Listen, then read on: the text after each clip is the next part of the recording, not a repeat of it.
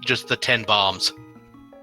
No, He just hands you 10 bombs, and you're just like, get good. That is so rude. Well, while we're waiting, do you want to go ahead and introduce the racers?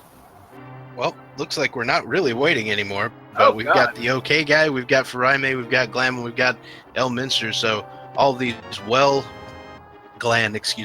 these well-known in the community. And we've got the lamp from the word go, so there will be no dark rooms today.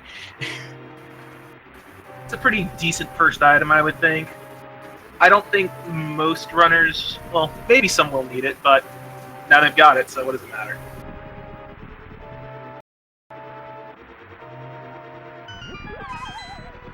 So like we said earlier, this is going to be standard Swordless, which means that they do still have to go through the entirety of Hyrule Escape.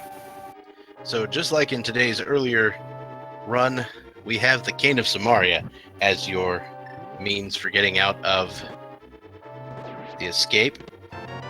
Thankfully that comes with a full magic bar, or it wouldn't be much help. And I'm told that the run has been automatically validated. Just throwing that one out there.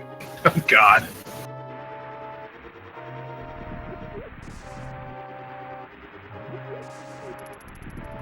So their starting weapon is going to be the red cane then. Where do you think that ranks in terms of easiest to hardest weapons to get going with? I'm gonna say probably third easiest. I see hammer. What else is above it? Bow? Well, yeah, bow. Okay, that makes sense. Yeah, I agree. In normal mode, I would say fourth easiest on account of swords. Swords, of course, being the easiest. Or at the very least, what people use practice with. But yeah, there's no swords in this one, so it sounds like third makes sense to me. Now, of course, if you're not careful, you end up wasting a lot of time with the Cane of Samaria. Well, the thing is, the Cane of Brian would be easy if it wasn't so magic intensive. Like, you've got to use that Cane of Brian to kill blue guard, green guard, blue guard, and then the rat on the way to Sanctuary that has the key. And the rat's actually harder to hit than you think it is. Especially with the little Brian magic circle swirly thing. Yeah. So that's why Cane of Brian is not easiest. In fact, it's probably one of the harder two. I think 10 bombs might be a little harder, but not by much. Now, of course, if you get a magic drop, all of that is moot. Very true. Which is why farming with pots might be a thing. Oh dear. I like Elminster's strategy for just tucking the red block up so that the guard can't move. Seems like most people are doing that. Yeah, I need to watch this because I I had a little trouble with this earlier today.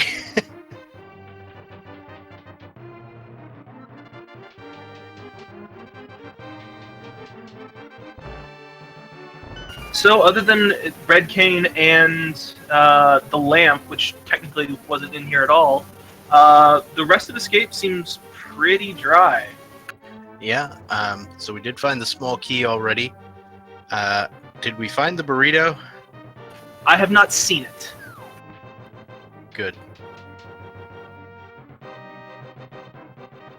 Oh, and nice little shout out to Shearer's Revenge for the resubscription to the Speed Gaming channel. Thank you very much. So here's something interesting. None of our runners have found bombs off any of the enemies they've killed so far. If they don't find any, and they get all the way through the sewers, and something important like the first progression item, or even the gloves, are in the back of the sewers, they might have to do sewers twice. Yep, that is true. We found this out the other day. I thought that there was logic in place to lock the escape behind the gloves, but no, the free light cone stays in escape even after rescuing Zelda. So that's in logic. It's kind of cool like that. Looks like the OK guy has managed to find a bomb.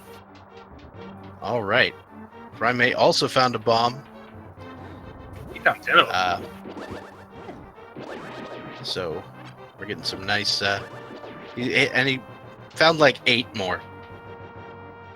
Yeah, looks like it. Every time I say this is the super evil thing that I want to have happen, the game just breaks my heart. Every time.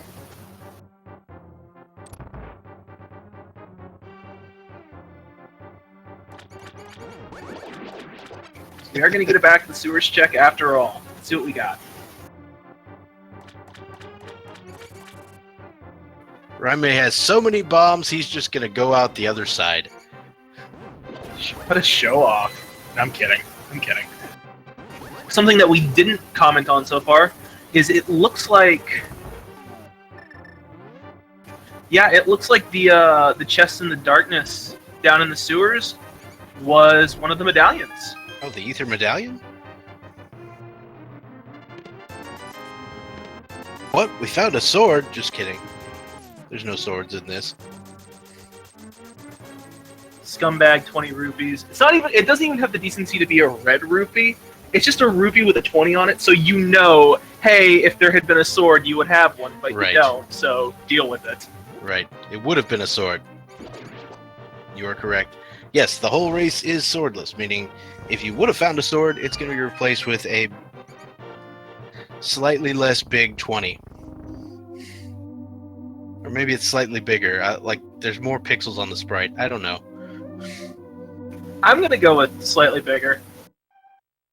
Yep. Meanwhile, the OK guy has definitely figured out that the sanctuary chest only contains the map, so he's just straight up skipping it. Mm-hmm. Right. Yeah. Yeah. So you could get jebaited by that pretty hard. yeah, you gotta keep careful count. It So I guess for anybody who might not know, each dungeon as well as escape has a certain number of sort of meaningful items. Because there's only so many places that you can get items from, and each of them is going to have map, compass, something like that, and small keys, obviously. The OK guy was able to keep track and realize that he found all, I believe, 6 items in escape before reaching Sanctuary, and therefore he knew the Sanctuary chest had nothing valuable in it and could just skip it. Either that, or he just never saw the map, and he's like, okay, we're not doing the map. There are a couple different ways to approach that. Yep. Alright, so we're going to see what's in Blind's Hut. We also noticed that the Tier 2 tree pull today is 80 rupees. I'm on board with that. Oh! We got bottles, we got pearls, we got boomerangs. It's definitely a good pickup there. The bottle's going to let him get another item from the sick kid, and Pearl means that he can go to the Dark World when he finds access, obviously. It always feels so good to find a bottle before you reach the sick kid on whatever your routing system is. Mm-hmm. Well, you don't have to come back, pick it up later. Heaven forbid, forget. Oh, I don't know anybody who's ever done that before. No, me neither. I couldn't tell if it was our level 1 or our level 3 tree pool. I'm going to assume 1, but it looked like the level 1 tree pool was fairies. Neat. You know what else we found? It's called a hammer, and it's in the Kakariko well. Oh dear. Is it too late to make my everything looks like a nail joke? Yeah, probably is. No, go ahead. Now that they found the hammer, everything looks like a nail. Good job. Thanks. I worked hard on that one. Nail. Sorry.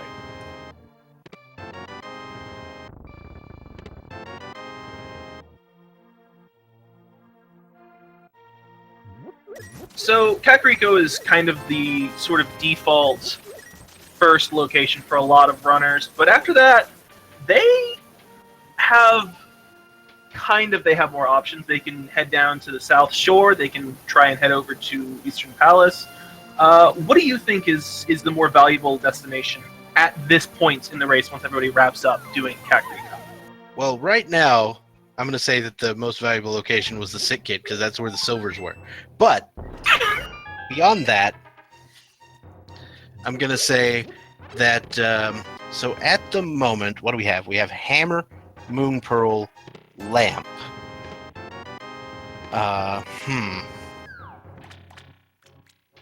So I'm going to say still probably Eastern Palace area. Well, no, well, Mini Moldon, of course, but after that.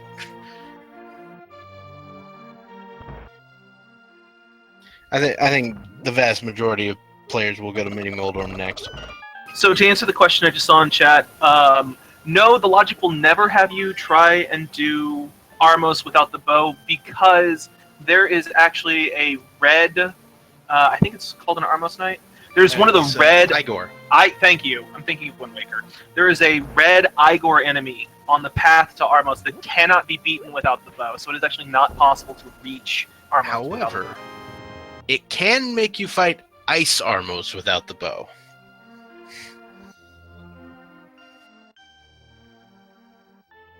Like the ones in Ganon's Tower. Oh yeah, that's true. I'd forgotten about them because you so very rarely see them done. Yeah. All right, we're getting our first dam check.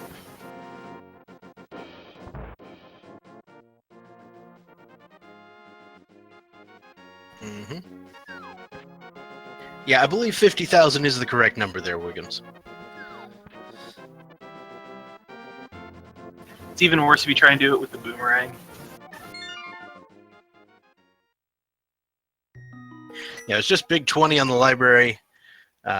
Just a little piece of love on the race game, and green rupee in the sunken treasure. So let's head over to Mini Moldorm. It's likely that we'll see some value here. If not, we'll likely need to head to the Eastern Palace area. There's also Agana's Cave, which is, nobody's favorite place to go. Not this early, at least. I have to admit, I missed... Cave. Sorry, go ahead. No, I'm sorry. I have to admit, I missed it. Did everybody get to check the back of the sewers? I think so. Okay. Let's see. Yeah, everybody has roughly the same amount of money, and what was back there was a bunch of money. So the only really relevant thing we found in Mini Moldorm Cave was a mushroom. That has the potential to be relevant, but you got a fetch quest to go through if you want to find out. Would you like to do it? Would you like to do a fetch quest? Nobody likes doing fetch quests.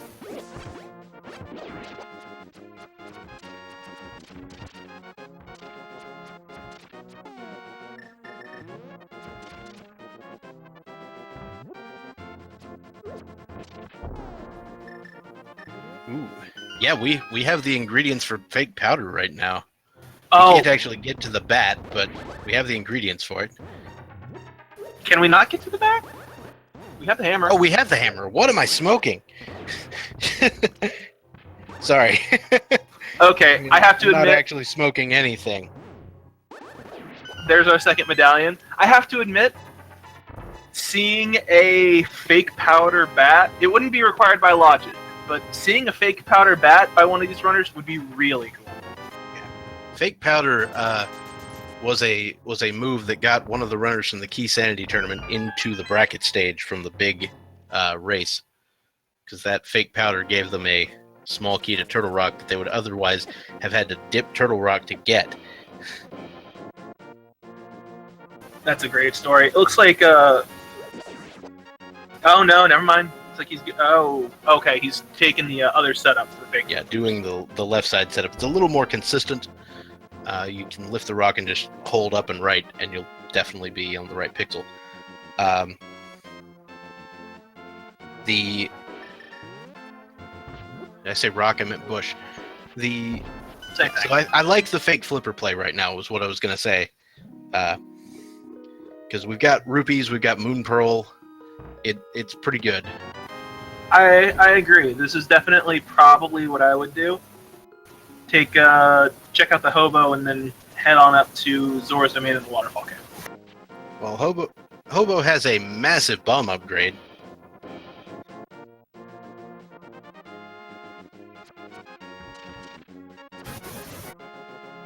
Never have too many bombs.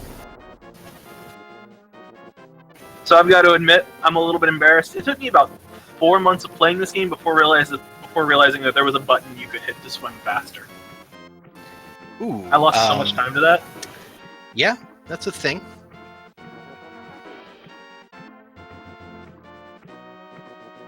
I'm great at this game. Oh yeah, I'm right there with you.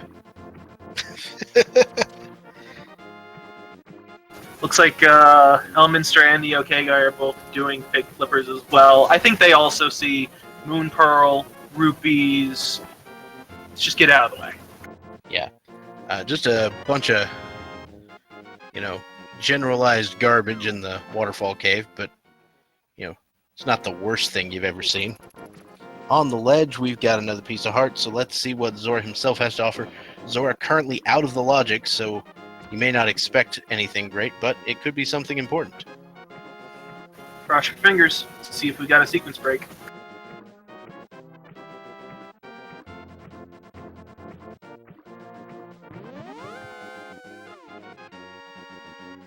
Nope, just a money break. A little bit of a 10% refund. He didn't even take the refund. He was so disgusted. I would be too. Yeah, well, there's a life lesson for you. So the Eastern Palace play is live. Now remember, some of the things in Swordless, some of the new things in Swordless, Hammer can break the barrier to Aga Tower. Right, so now it's not, well... So what to say... I was going to say that you didn't need the sword, but then I remembered we're playing Swordless. Right. Have I mentioned I'm good at this game, guys? You also don't need the sword to break the curtains because there are no curtains, and it is theoretically possible to return Aghanims projectiles with the hammer, and I believe that's the case in the vanilla game. It's not easy. No, by no stretch of the imagination is it easy. But if it is their only access to the Dark World, this could very easily be an Aghanim seed. I'm not sure if the logic for Swordless gives you the bug net for that, or if it can assume you need the hammer. That's a good question. I would think if being able to do it with the hammer is something that is built into the game, then the logic would also say the hammer is acceptable. Not easy, but acceptable. But that being said, I mean, you could say the same thing about Master Sword Ganon, but it makes sure you have 3 swords, so... Very true. So, the question I just saw in chat was, can you use the medallions without the sword? Do you want to handle that one? You can use the medallions without the sword on a tile showing the medallion. In the vanilla game, there's 2 of those. The one to open Turtle Rock and the one to open Misery Mire. In Swordless, I believe we've added 2 more. There should be... 3, I believe. Oh, which one did I forget? forget? Front room, one in the Freezor room, and one in Cold Stare himself. All in Ice Palace. Those are Bombos medallion spots. There's the gloves. Rip All right. Gloves are live, so Aghanim is out. That said, we still have the potential for a whole lot of trolling this season. I'm still waiting to hope that there's something on the pedestal. Actually, more than something, I'm hoping that that the pedestal is a blind pull requirement. Hmm. That's pretty trolly right there. So am I seeing this right, that both Eastern and Desert are the 5-6 crystals? I missed it, but it looks like that definitely has the potential to be the case. That's what the trackers say. All right. Oh, we haven't even mentioned it, but Elminster's breaking from the pack here a little bit. Yeah, Elminster is in fact heading for Aghanim, so they'll get Dark World access one way or another. But they're going to be disappointed to find out that the glove is in Eastern Palace. I think the only way this really helps them is if they find the mirror over here somewhere, and then they can mirror to Eastern and clear out like Pod and Eastern at the same time. Yeah, this has the potential to still be an okay call, but almost objectively, it's going to lose him time. Wait, did we see anybody check the Lumberjack Cave? It was checked. I did not get a chance to see what it was. Okay. All these runners were good enough to not accidentally wander down the stairs. So Yeah, it was a piece of heart, apparently. thank you very much, chat. Shout out to our tracker in chat, Cyclone GU, who, as of right now, if I'm not mistaken, is doing this alone. So, that's some serious... Or is Wolfman doing it? Oh, Wolflink is doing it as well. Sorry. I am the bad. I have given you less credit than you deserve. While we're talking about it, you should definitely go give both of those guys a follow on Twitch. The tracking is a fairly thankless job, and they're doing a great job of it. So It's a job that I do not possess the skills for. There's the bug net.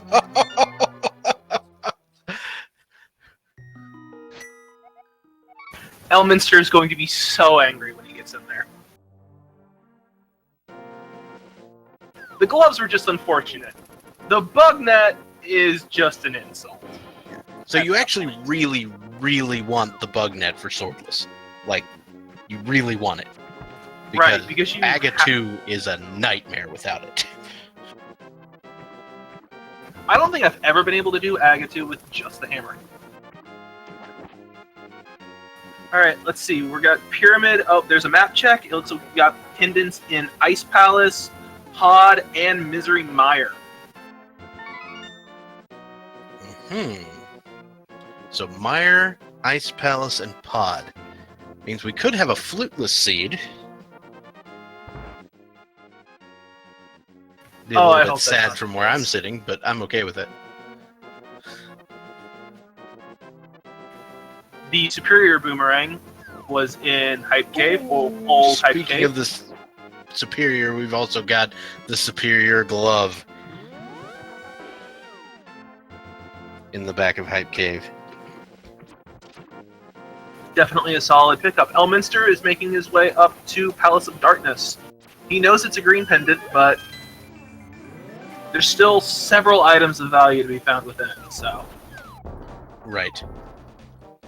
Now, Palace of Darkness, of course, picking up the, at least in non-key sanity mode, picking up the nickname of the Mullet Mansion due to its business and or party-related structure, with all the keys in the front. But, we're going to see what we can do here. If there's not a small key in this particular chest, we know you need the bow before you can even do anything in here. Rick says? We have a small key, so we can continue. I like that question. Dr. Bobtastic, what do you want on a pedestal? I want flippers, because that's what's happened to me earlier today. If they're there, a pedestal pull would be required, because we do need Swamp Palace. Oh, you can't have flippers. Oh yeah, that's right. Ice Palace Can't on the. have flippers. Sad day. Ice Palace is a pendant. Yeah, disappointing. So that was a rod, and my colors are failing me. Because it looked like ice from here, and I guarantee it's going to be fire. To me, it looked like fire, but my colors are failing me too. Let's see if we can get a better look. I think that was the fire rod. Which is ironic, because I was 30 seconds away from saying that my pedestal item would have been fire rod. It would have been Elminster who picked up that rod and pod. I once picked up a rod and pod, and then I trod to the sod You can do it. where the rod was God. I don't know. I'm just gonna stop rhyming. So close. That was very good, but I have to deduct points for using the word Using rod the word twice. rod twice. Yes, I agree.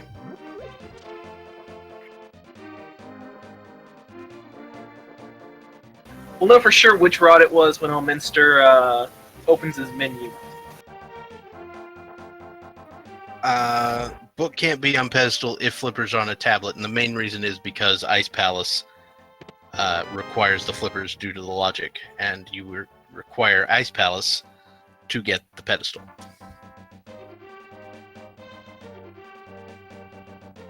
So we're checking out the Village of Outcasts. Yeah.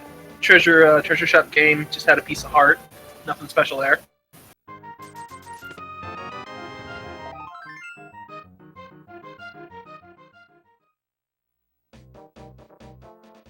I think the most disappointing thing to me about Swordless is that I'm pretty sure in Swordless you can't do item dashing. That is correct. Or you can do item dashing, but certain ones don't work. So like the hammer dash, you will no longer hit the pegs down. The reason that works is because when you're using the hammer and the pegs and the sword at the same time and dashing gives you a state of attacking when you have the sword, but it doesn't give you a state of attacking when you don't, and you have to attack with the hammer to knock down the pegs, so that's why it works. That makes sense. Farame is going on the Three Dog Nights World Tour. Nice. I'm Has told the that he potential was to a be big if bullfrog. there's something there. Speaking Lot of of- something there, we've got a book. It's in Thieves Town.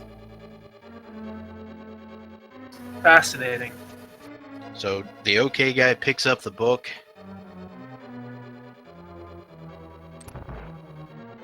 Breadsmiths just seem to have big 20. Oh! It's We're gonna get it! powder time. I'm so happy right now.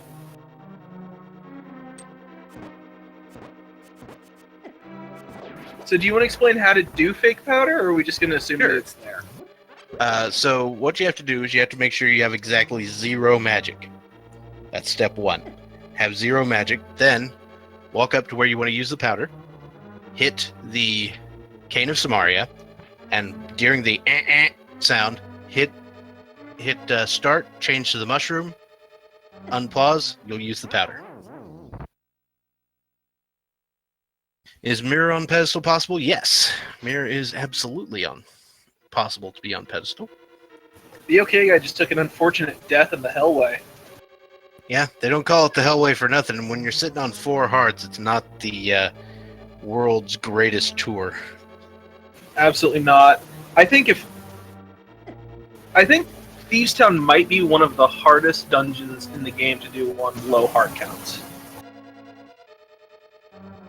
Just because there's so much stuff flying at you constantly.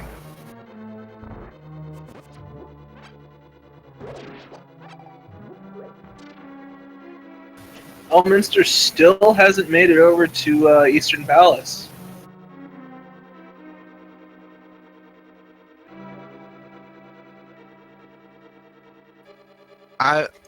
So I said 0 magic, and I think you may be able to do it with just a little without a Mario block, but I've seen people have trouble pulling it off because they didn't have the right amount of magic. So maybe I'm wrong.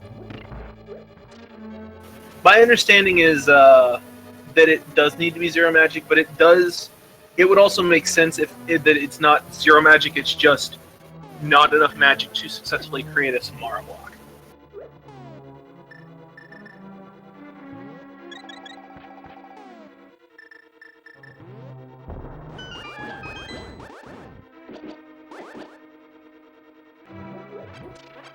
All right. So we found a fire shield in the attic chest in Thieves Town, and let me tell you, I know the OK guy is very good at this game. I don't expect him to need the fire shield for the blind fight, but with 4 hearts, I'm certain it wouldn't hurt. Every little bit helps. He is going to have the red cane to make that fight just a little bit easier. Certainly easier than trying to do it with just a hammer. But yeah, hammer blind. You can work hammer blind similar to sword blind if you work it out just exactly, but it's still hard to do. And it's going to be a slightly different prescription than people are used to. Elminster finally making his way into Eastern Palace. So he's going to find his gloves there. He might find his bug net if he continues to go as far through as he can. Yeah, I don't see why he wouldn't.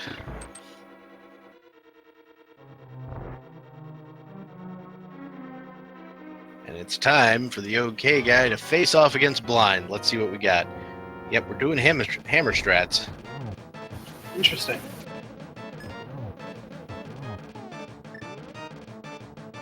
And now he's switching to Kane strats.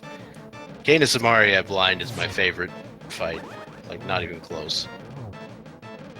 It definitely looks cool. You can do it the perfect cycle. I think Kane of Brian Blind is just a little bit easier.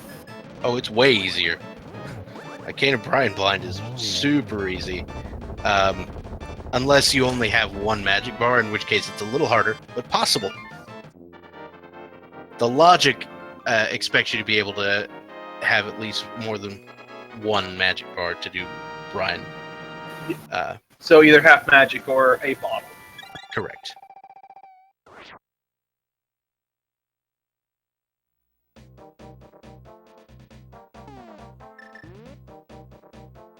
So, speaking of which, who here is hyped for the upcoming main tournament in the spring? That is going to be huge.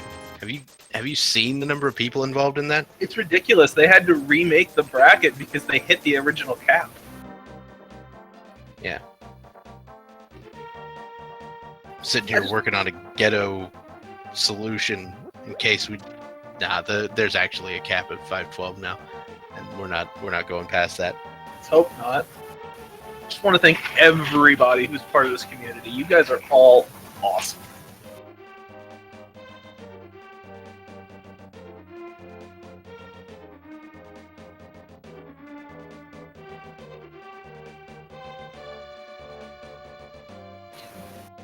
Farame is making his way through Thieves Town. Meanwhile, the OK guy is doing a rendition of the 3 Dog Night World Tour. Mm-hmm. So there's just a big heart container up there on Bumper Cave.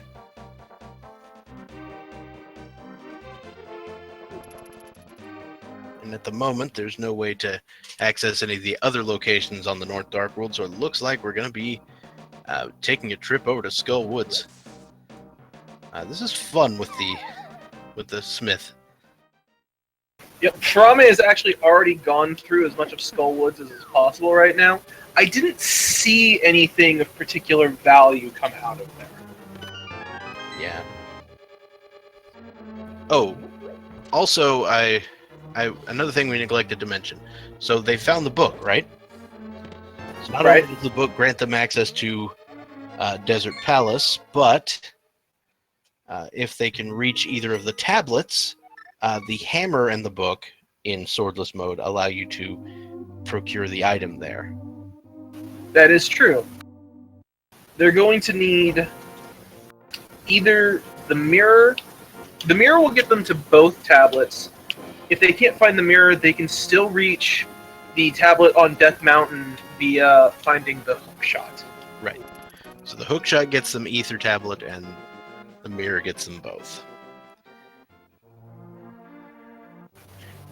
Glenn had a much better second attempt at blind, so he's through Thieves Town and all the way out.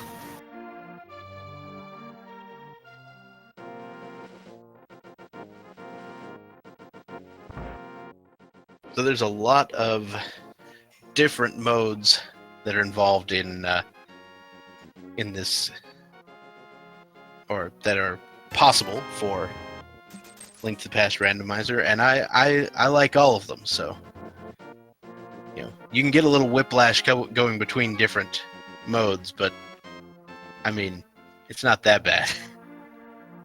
No, and they're all really fun. Some of them can be downright nasty. Like when you shuffle around bosses and suddenly you're trying to fight Helmisar King on Moldorm 2's platform. That's the worst. There's no better word for it. It's just rude. So go ahead. No, please. No, mine was unrelated to the matter at hand. Let's stick with what's on the screen. How about that? So it occurs to me at this point that they're not running out of places to check quite yet, but some of the obvious ones are getting a little bit low.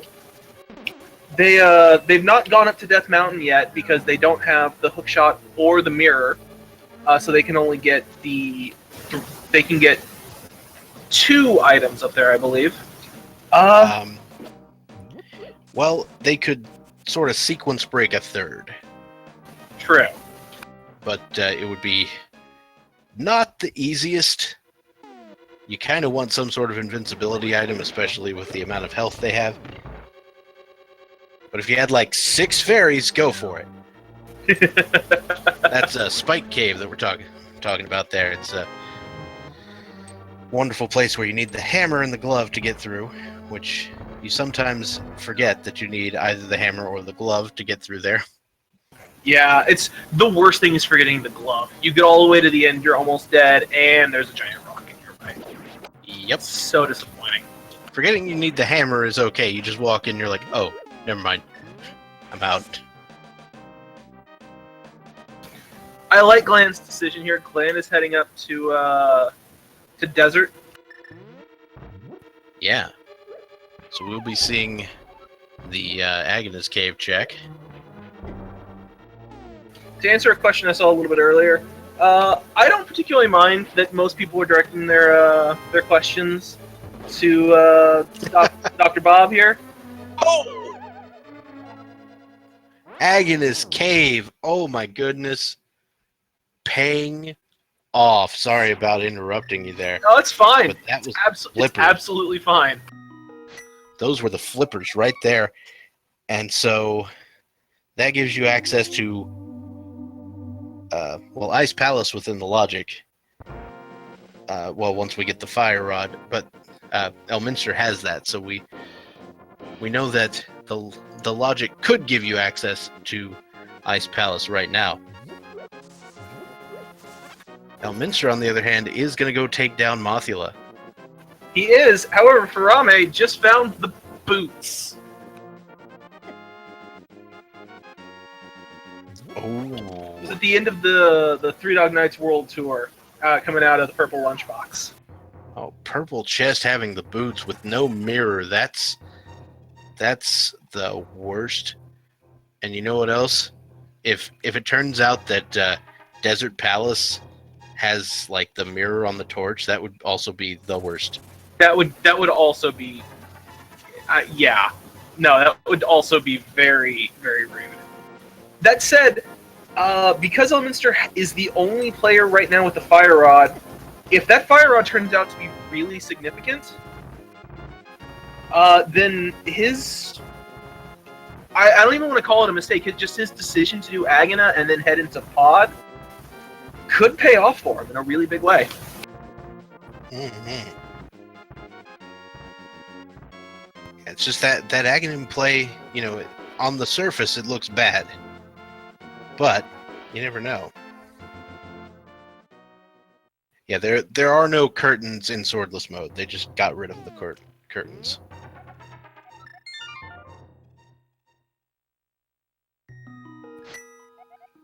Do not stress about Elminster. I'm sure we'll be taking care of it soon. Soon, trademark.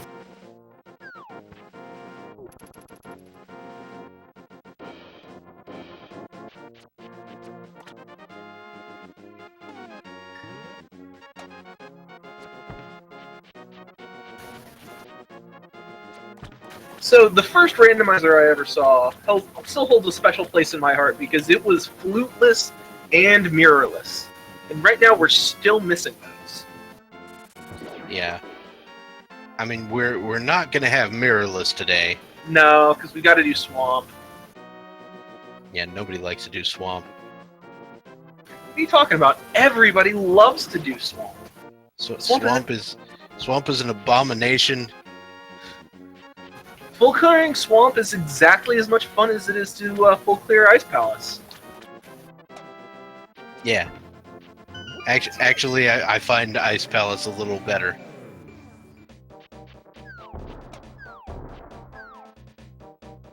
Oh man, Glan has found the hook shot, and I didn't even notice. Whoa, whoa, whoa, whoa, whoa. So did Farame.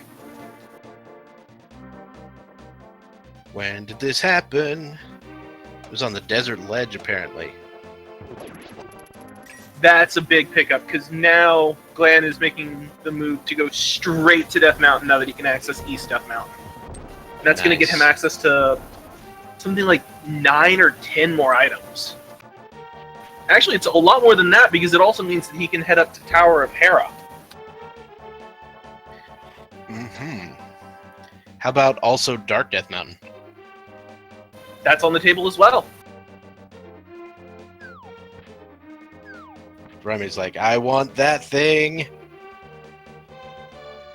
If he's particularly crazy, he can also head down into I was gonna say he could head into Turtle Rock, but he doesn't have the Fire Rod, so he can't get quite as much out of there. Yeah, as it he could is if he possible if the keys are laid out just right for you to be able to get all the way to Laser Bridge without the Fire Rod. It ain't pretty, and you don't want it. No, and I think a lot of runners also like to have at least the Fire Rod going in, if not at least one rod, because finding one rod in Turtle Rock, not that crazy. Finding both rods in Turtle Rock, a little bit less likely.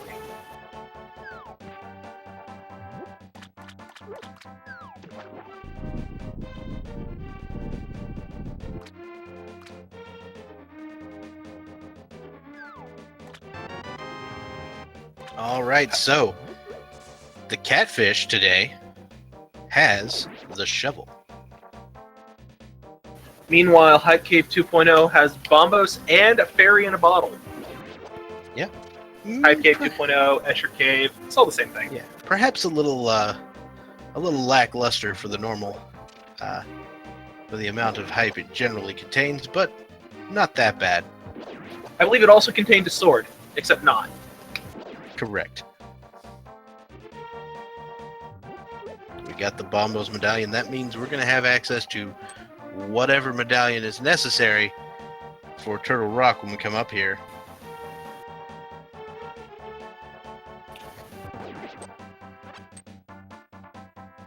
It's like Glan is just straight up skipping it. He's heading straight to Tower of Hera. He's probably going to do, I would guess he's going to do the tablet check. Nope, never mind. I would guess he's going to do Tower of Hera, then a tablet check, and then he's going to turn around, check Turtle Rock, and then do Dark Death Mountain. Alright, so I've decided what I want the troll to be. I'm listening. I want Mirror at Fat Fairy. Ooh. And that would put That would put the mirror behind the boots. It would, because the big key for desert was on the torch in desert. And That's then, mean. I love it. And so that makes the mirrorless purple chest and smith required, which is the worst, and I am the worst. That's like me levels of evil. I approve.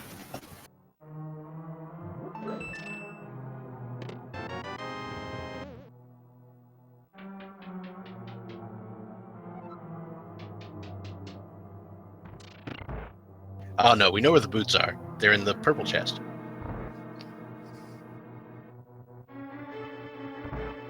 It's just 300 rupees in a Bomb Cave. And a blue potion in a bottle in the big chest tower.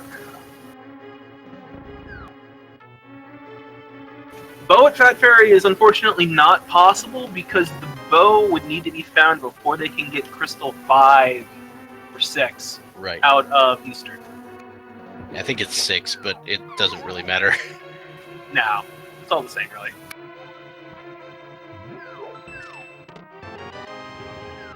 From a Just Check Lumberjack Cave, and I'm sure is very happy to see that it's not anything important.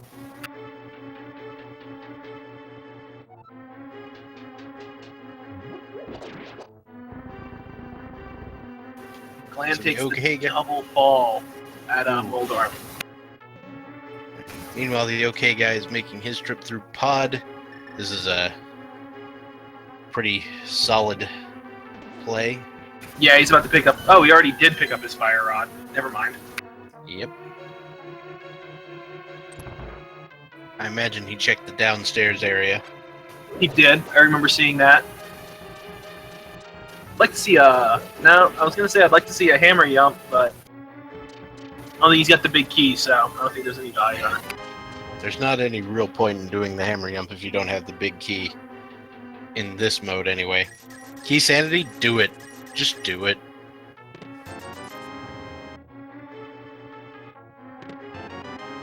Glenn pulls just a piece of heart off Moldorf 1, but he's got the crystal, so that's a good pickup. Yep, certainly nothing wrong with that, and I think that might be the second item from Hera, so he might just leave. It is, because the potion in the bottle was in the big chest. Wiggum's fire rod is... Oh, sorry, not Wiggum's. I don't know how to pronounce that name. The person who asked where the fire rod was, it is in Palace of Darkness on the chest on the bridge. Okay, so OK guy's just doing the hammer yump anyway. Because why not? Exactly. If the big key is in one of the chests in the maze, he can just turn right around and pick it up. And there it is!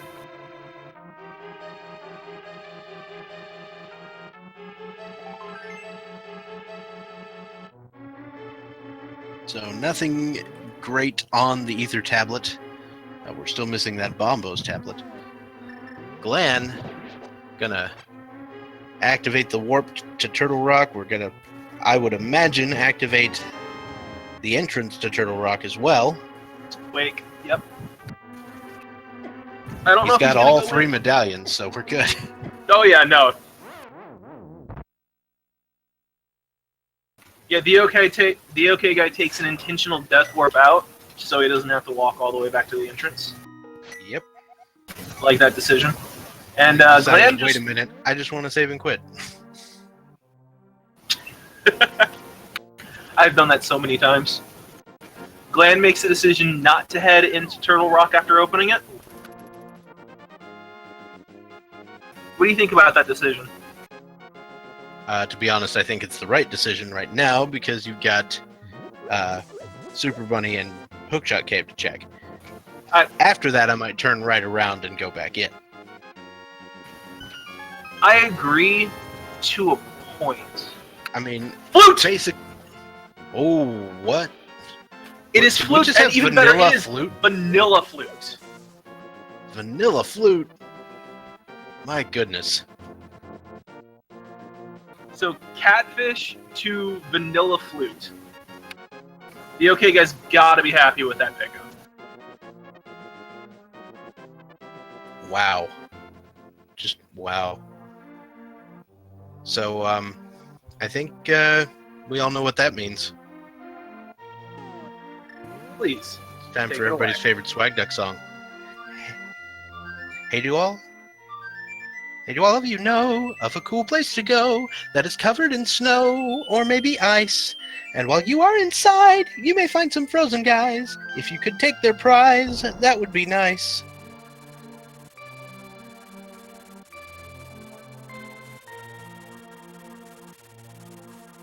It's beautiful.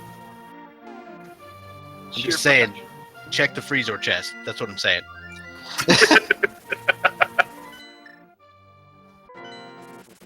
Looks like Gland did turn back around and head into Turtle Rock.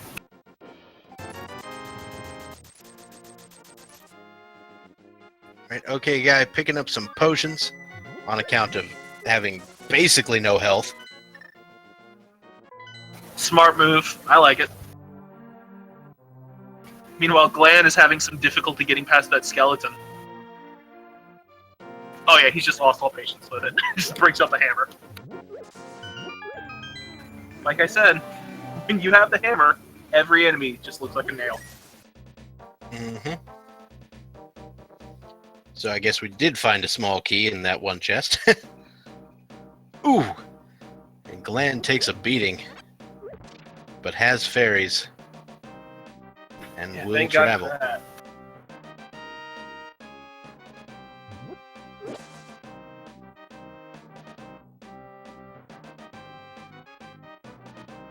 So it seems like the only person breaking new ground here is Glam.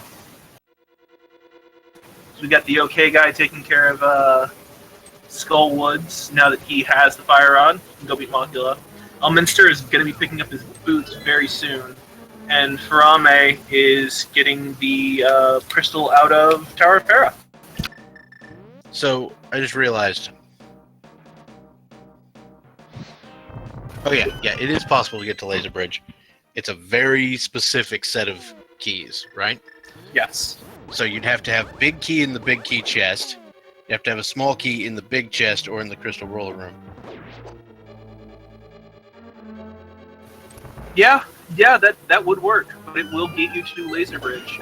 There is no, I think as of a couple of versions ago, Laser Bridge is officially in the logic behind either Mirror Sword or Cape or Mirror Sword. Mirror Yes. Shield, Cape, or Cane of Brian. Yes, those are the three. Thank you. And it None of requires those no magic upgrades of any kind. Right. So, None of those have come up yet. correct. That said, if But you're we have quick, found two of the shields, so one might be under the assumption that the third one is available somewhere.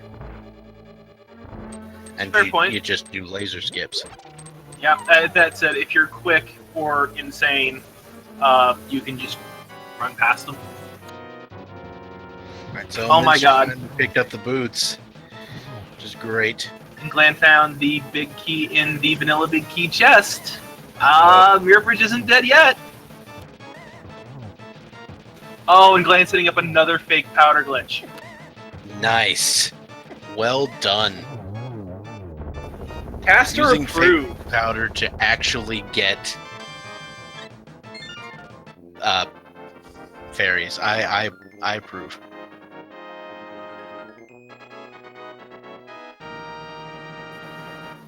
Glenn's move right there is caster approved by both of us. That was really smart.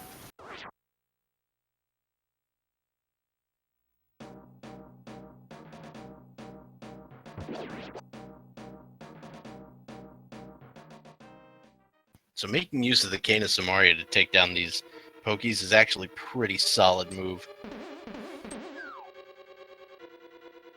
It's almost as if he's played this game before.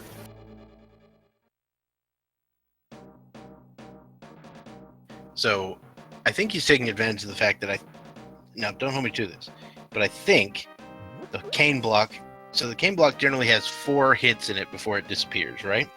Right? but it's not going to disappear if it's moving. Or, like, being thrown. Okay. And so, like, he managed to get 5 hits out of 1 block by throwing it around. I'm beginning to think he's played this game before. Alright, if something has happened on any of the other screens, I have been entirely fixated on Glenn right now. I've not seen anything. Okay guy has just picked up the purple chest, so the boots will be in his future. That makes Glenn the only person not to have them yet. Raime did Hookshot Cave and elected not to go into Turtle Rock.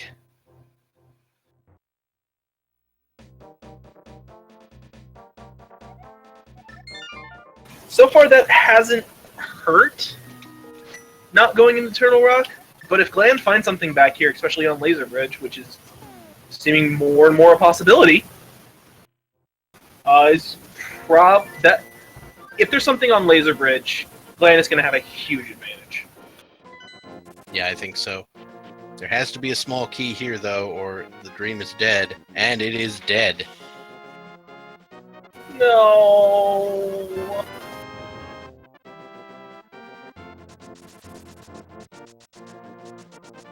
Alright, so Furaime is making the play on Ice Palace with that Bombos medallion. Yeah, like we mentioned a little bit earlier, when it comes to Swordless mode, they decided to add in an additional 3 medallion tiles. All of them are here in Ice Palace, and they're all bombos. 2 of them are so you can kill the... What are the ice enemies called? Freezors. Thank you. Their name always escapes me. I want to call them prisoners.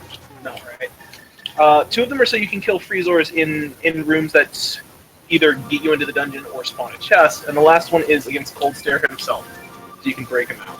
Mm-hmm. Speaking of Ice Palace, Glenn is following Furaime right in there. That's a smart play.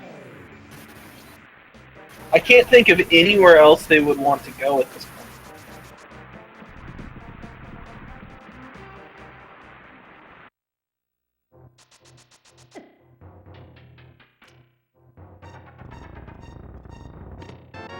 Well, we've got the okay guy heading over to the Meyer shed and finding the bow!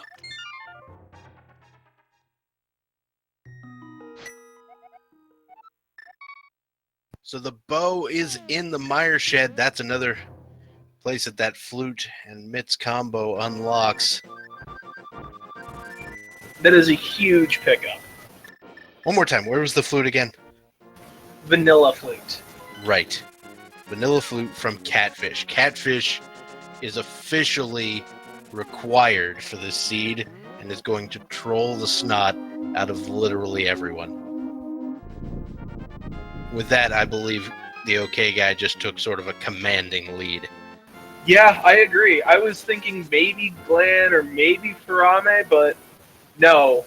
That vanilla flute into the bow is huge.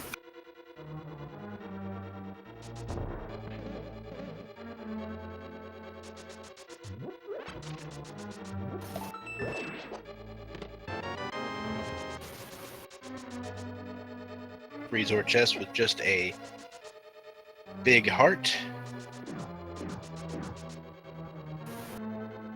So your song was about having heart then? Yeah, basically. And it's still a good message.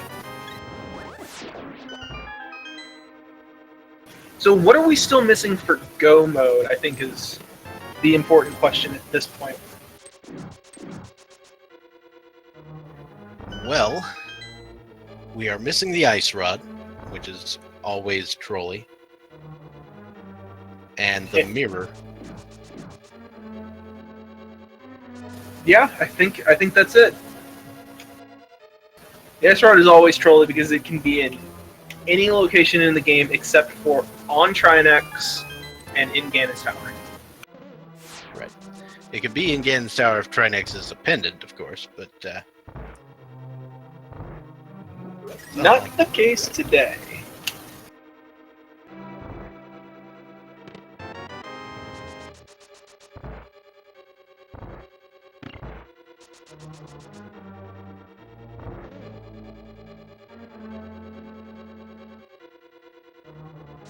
So that does raise the interesting question, though. We're only missing 2 items for Go mode. We know where the pendants are. We have a general idea of how many items are left in each of the pendant dungeons. At this point, I'm wondering, can we reasonably expect, say, the mirror or the ice rod in Misery Mire? So the Mire play could be live. There's only 2 items in there. But it could be a live play. There's always good old pedestal mirror. Oh yes, that is definitely true. Or pedestal ice rod. Either of them would be possible. Yep. Though I'm still pulling real hard for Pyramid Fairy Mirror.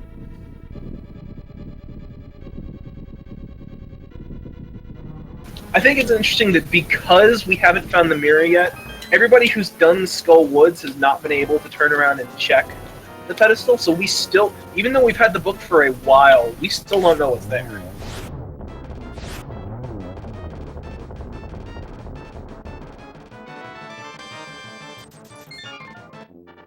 The OK guy makes quick work, thanks to the silvers. So the OK guy, or Mirror on Trinex, would be pretty good too. Someone in chat said Mirror on Trinex and then Ice Rod and Mimic Cave. Wait, that can't happen. No, but somebody did say Mirror on Pedestal and Ice Rod and Mimic Cave, and I believe that one came. Yep, sure can. Alright, so Faraime is going to take care of Cold Stare. Cold Stare is not a boss I'd like to fight without the Fire Rod in Swordless mode. Just throwing that one out there. Cold Stare is not a boss that anybody likes to fight at any point in time anyways. Yeah, he's entertaining sometimes. Fair. I don't think it helped that Faraime. Ooh. I was reasonably certain that the fairy was still in tow. Okay, good point. I feel like it's not helped by the fact that Faraime missed the early hammer hits. To just keep all 3 of them stacked up in the corner. Yeah, that's a really tough window to hit. I think it's like maybe 1 frame for Cold Stare. Like the reason you do the spin in the normal fight is so it's easy to hit all of them on the correct frame before they start moving. Oh, absolutely. I'm not saying that I hold it against them or anything. I'm just saying if they had somehow managed 2 to puff get balls down, it would have been. and 3. That's the Cane of Brian. That puts Spike Cave in the logic.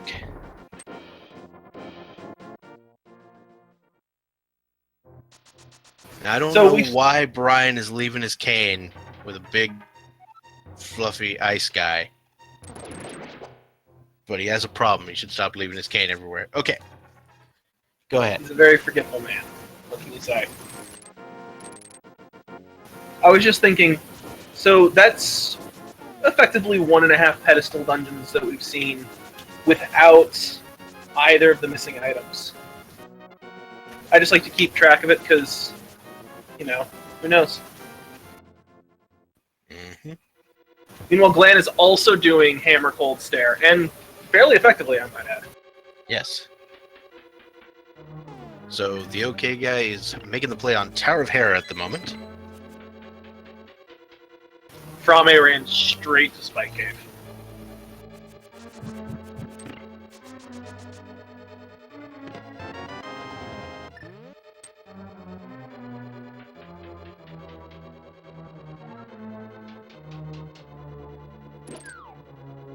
And it's just a blue ruby, debated all day. So how long do you think it's going to be until somebody checks the catfish? Oh, God.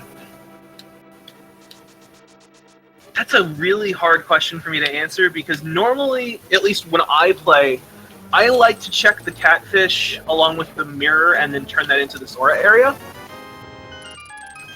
But they've already done that, and they don't have the mirror. So catfish is the only thing up there, and at that point, why would they head up there just for one item? It's an item density thing. Like, if there's someplace else on the map that has 2 items or more for about the same amount of effort, I'm going to go there first. I think it's most likely that one of our runners that, say, Glenn might check catfish before Faraime. Well, no, Faraime's going to Pyramid, so catfish might be right after that. We'll see. But Glenn may check catfish before Faraime on account of he doesn't have the boots yet, and when he gets the boots, he might think, oh, I need to do, like, Bonk Rocks and King's Tomb, and then while I'm up here, oh, yeah, that's a thing.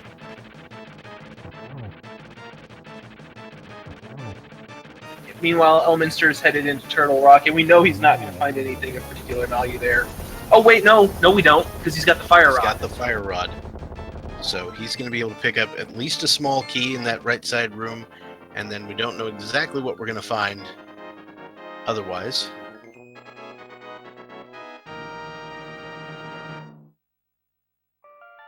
And Faraime, ladies and gentlemen, is going to catfish.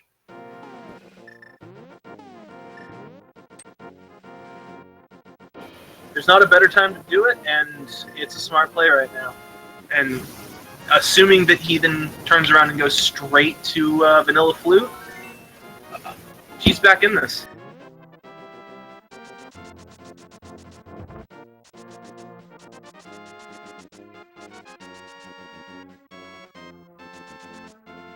All right, he saved and quit. Is he going digging?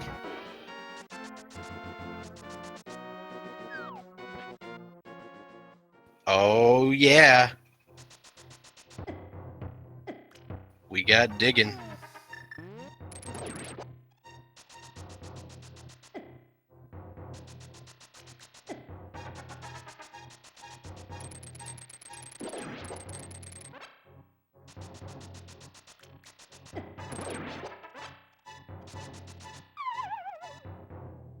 And Faraime picks up that flute.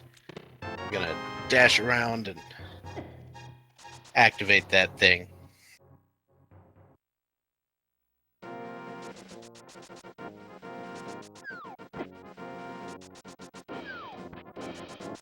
So here's an interesting question that I always kind of like to think about around the 1 hour mark.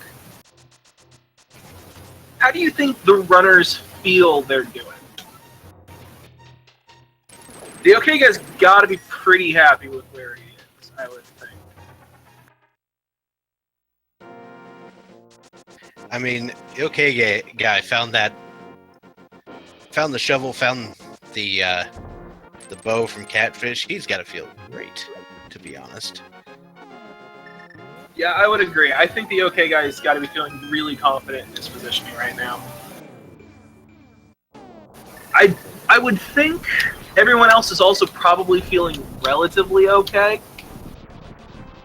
The one exception might be Farame, just because he knows about the catfish now. Right. And don't get me wrong, Farame's still in a great spot. Like, he's still definitely ahead of Glenn and Elminster because of the location of the bow. But he didn't find the flute until... Oh, and he's going to get the bow here momentarily. He didn't find the flute into the bow until, an hour and 10 in. And catfish isn't the most common, but it's also not the rarest. And he might be thinking in the back of his mind, okay, the other runners might have beat me there. I might the be red in mail was serious right trouble. next to the bow. And we'll see it right there. As Faraime picks it up. So the medallions are not necessarily vanilla, they're just vanilla today. How ironic. Faraime is going into Mire.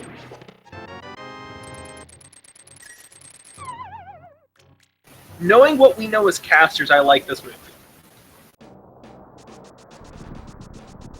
Yeah, well, I mean, he's already cleared out one pendant dungeon. At this point, he's thinking, might as well bank on pedestal at this point. You know what I mean? Yep, and I believe he now has all of the items to do pedestal as well. Now that he has found the bow, he can also kill Helmstar King. Correct. Alright, so the OK guy also making his way through Turtle Rock. As Elminster heads toward the laser bridge.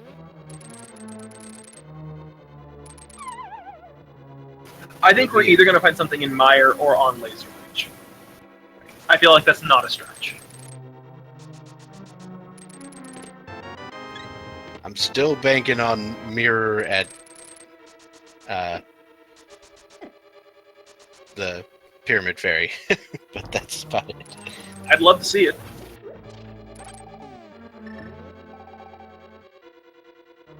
Just missed Laser Bridge over there on Elminster's screen, so we'll figure out what's going on. It looks like Elminster found the mirror shield on the Laser Bridge. I could be wrong, but I think that's what I saw. No, it doesn't look like a mirror shield. It looks like he's got the fire shield still. Yeah, you're right. Castanetrix. So special rules for Swordless outside of no swords is that a couple of things have been adjusted to account for the fact that there is no swords. For example, the curtains in Aghanim's Tower and in the back end of Skullwoods are already open because there is no sword to open. Yeah, and, you know, Ganon is vulnerable to the hammer. The hammer can be used to open the tablets and the barrier outside of Aghanim's Tower. You can activate the medallions on the squares only, where the medallions are necessary. But we added some squares to Ice Palace to make it interesting. Basically, all of the changes in Swordless is there are no swords, and we've changed a couple of things so that the game is still completable when there is no swords.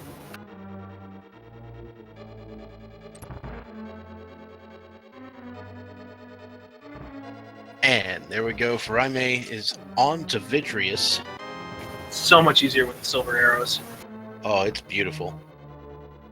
Which I'm guessing means he probably found both the items already. It certainly appears like it. Yeah, no problem.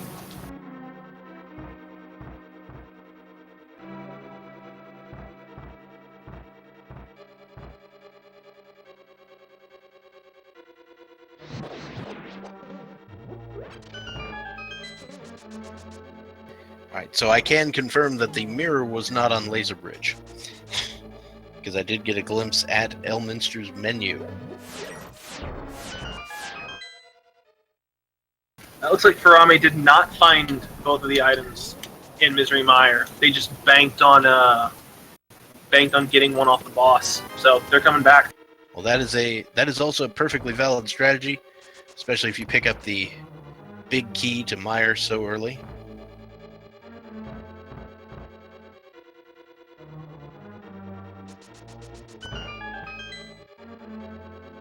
Elminster is checking Spike Cave. Just gonna find the 5 rupees there. No. The dream is mirror on the Pyramid Ferry, and I'll tell you why. Because you needed to get to the Pyramid Ferry, you needed the boots to beat Desert Palace. and the boots were in the purple chest, so it required you to do the smith chain without the mirror, which is the worst.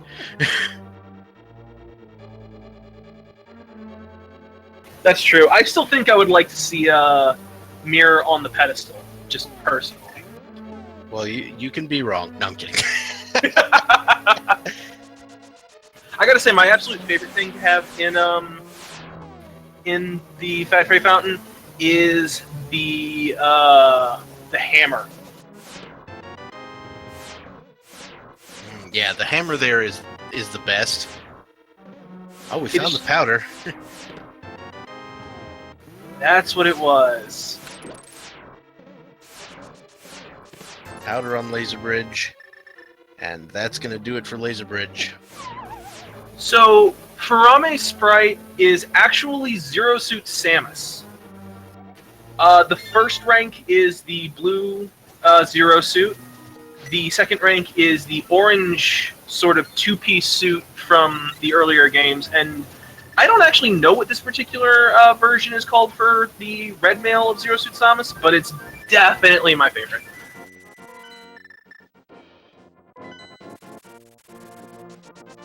Glan is a horrible abomination, which is the Smith's head on Link's body.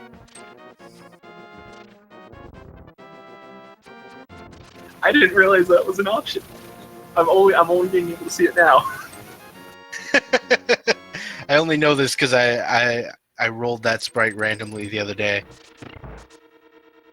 Thank you, chat, for pointing out that it is in fact the Justin Bailey. Oh yeah, of course. Outfit from Metroid 1.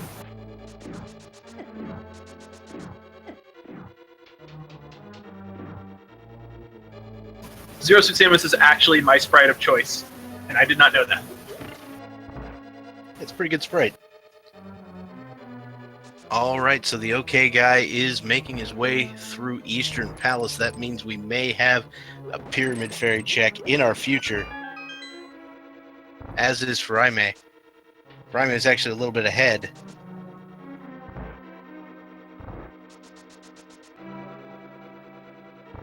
So he is getting a little trolled by that green Igor.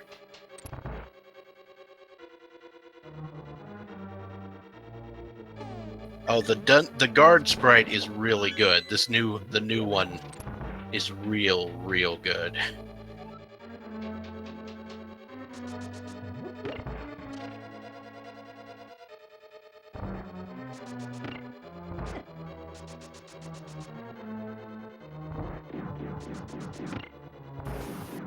At this point, it's still really difficult to tell who is definitively ahead. The OK guy has an advantage, but as it's been pointed out in chat, if the pedestal has something of value, Farame has an edge because he already has 2 of the pendants. That was some impressive hook-shotting up there on the OK guy's screen. Meanwhile, Farame used Kane of Brian strats to take down those little squiggle dudes.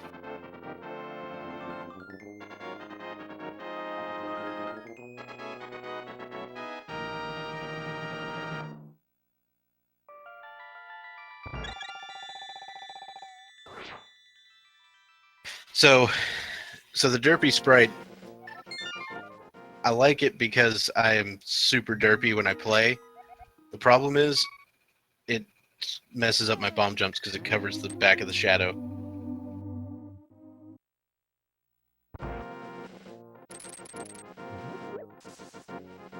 Alright, so Farame finishing Eastern Palace and going to do the big bomb. Meanwhile, the OK guy is checking Keen's too. Oh, I got so excited for just a moment.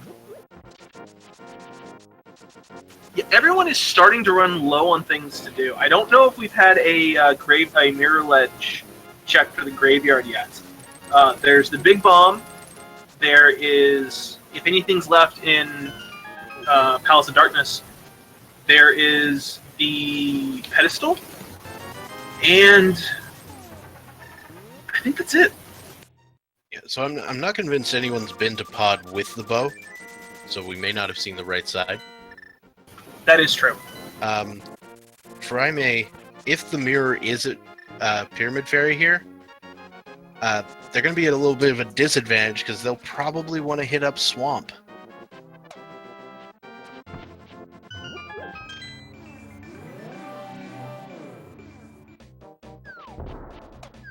Well, let's find out.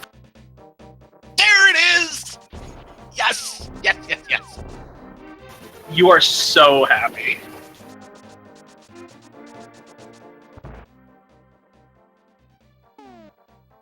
That was a good call. I'm impressed. Oh, feels good.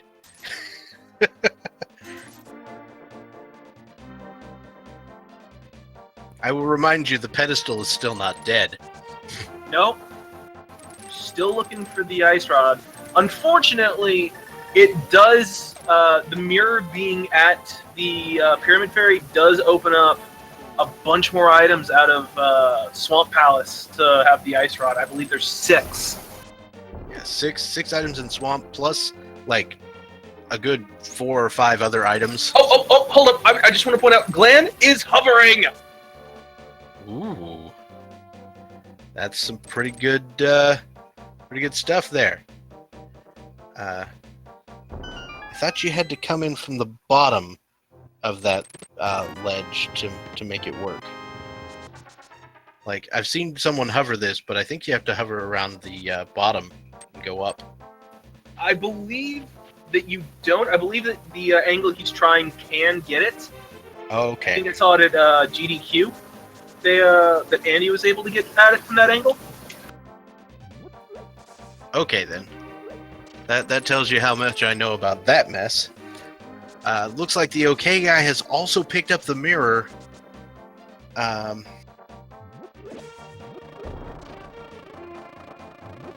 Oh, we're getting a tablet check. Forgot about this one. Yeah, so we had the Grove Cave, and we had tablet. There it is, the ice rod on the Bombos tablet, and that's gonna do it. You know what that means, so right? We are in the commentator go mode here. Faraime does not have the fire rod, unfortunately. Not yet. So that's the real problem for Faraime. They don't have the fire rod, and they're gonna want to go into Swamp. So they're gonna full clear Swamp, while the OK guy will probably check that Bombos tablet before going to Swamp, and be able to go mode it. It's all going to come down, I think, to if the OK guy decides to check the tablet before or after Swamp. I agree. The fire rod was in going... pod. Say again? Sorry, somebody was asking where the fire rod was. Said, yeah. It is in pod. Yeah, I agree that the OK guy is probably going to check the tablet first, but if he forgets and heads straight into Swamp, which is always a possibility. He's also going to check Magic Bat now that he has the powder from Turtle Rock. That's just going to be a big 20.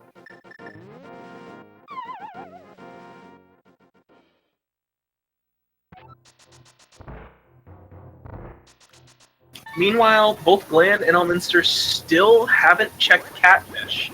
That's where they need to go next if they want to progress. They need to get the shovel to find the vanilla flute, which will take them to the Mired Shed, at which point they can get their bow.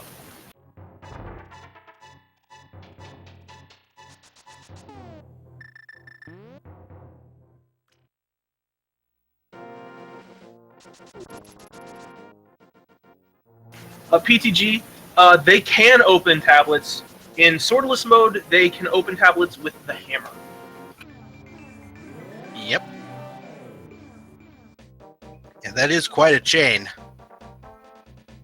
The catfish shovel, to the flute at the dig spot, to the bow and mire shed, to the mirror in It has been pointed out to me Pyramid Fairy. that I missed a little face picture there. I'm definitely still awake, I promise, guys. It's been a bit of a race.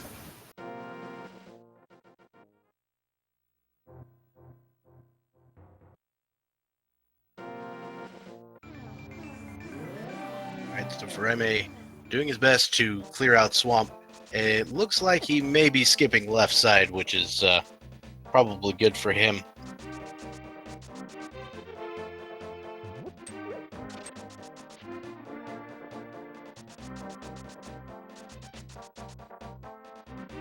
And the I'd be OK guy surprised. is checking the Bombos tablet. Okay, good. In that case, I believe the OK guy definitely has the advantage here. And it looked like Elminster did check the catfish finally. Yeah, mirror to the ice rod as well. Forgot to. I didn't finish my sentence because other things happened.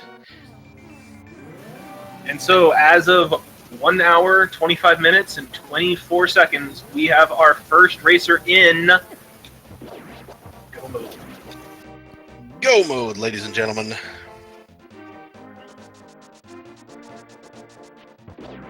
And that's definitely a big advantage, because I would be surprised if Farame doesn't come back in here to clear the other half of the dungeon.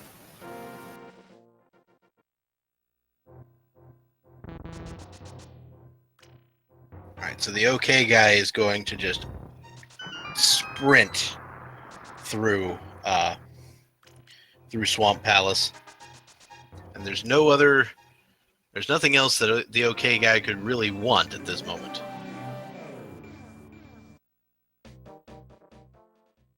I mean, we know where the Cane of Brian is, and you definitely don't want to go out of your way for that. We know where the cape is too, and nobody's even going out of their way for that one either. Wait, where was the cape? That's on the floating island. Oh, yeah.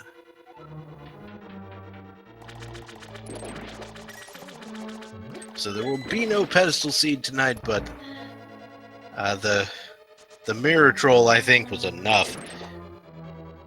That was worse than anything I came up with for this seed, I have to admit. Yeah, so not only was the mirror required to get that ice rod and all these other things, and you needed the bow and the flute and the shovel to get it, but also you needed the boots to clear the other dungeon, which were in the purple chest that you had to do without the mirror.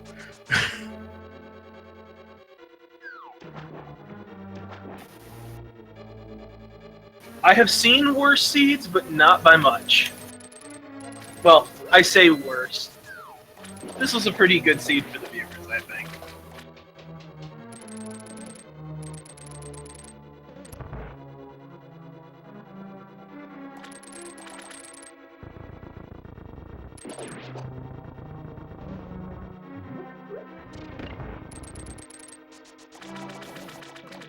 Yep, Farame's turning back around and going into the other half of the dungeon. I don't hate this decision, because if Fire Rod was there, this would definitely be the right call. Unfortunately, we know it's not, and all it is it's going to be a little bit of a waste of time. Yeah, you want to try to skip left side if you can, and this is going to be heartbreaking for Farame, but if you don't know where that fire rod is, you got to do something. Exactly.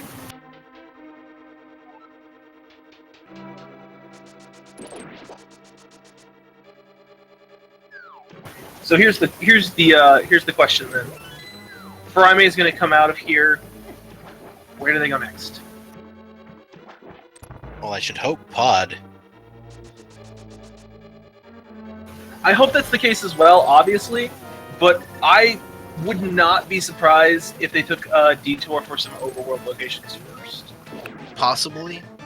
I think Pod's probably the play, though, because he's already got 2 pendants, and he's just like, okay, we'll go to Pod, think it's a pedestal seed, and just, find the fire rod, and they're like, oh, okay, I'm out of here.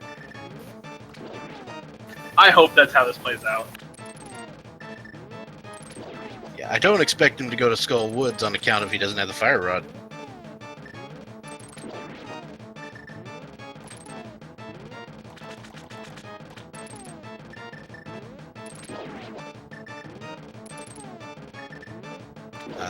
I don't think he's been into Turtle Rock either, so he could make the play on Turtle Rock. That would be absolutely heartbreaking, I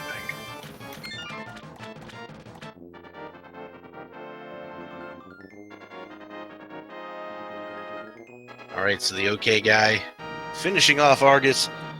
That is going to be his 6th crystal. A quick trip up to Turtle Rock and then right to Ganon's Tower for the final. Yeah. The OK guy has a commanding lead at this point. Does anybody know if we still have the... No, we don't do that for the dailies. Never mind. I was like, do we still have the Ganon's Tower guessing bot? Yeah, we don't do that for the dailies. Although we can still make the guesses anyways, just for fun. Yeah. I mean, we're not going to Ganon's Tower just yet. No. So we got 1 dungeon left. Oh, thank God. It looks like Farame is making the play into pod. Mm-hmm. Along with Elminster, but Elminster's going back into pod. Looking for that mirror.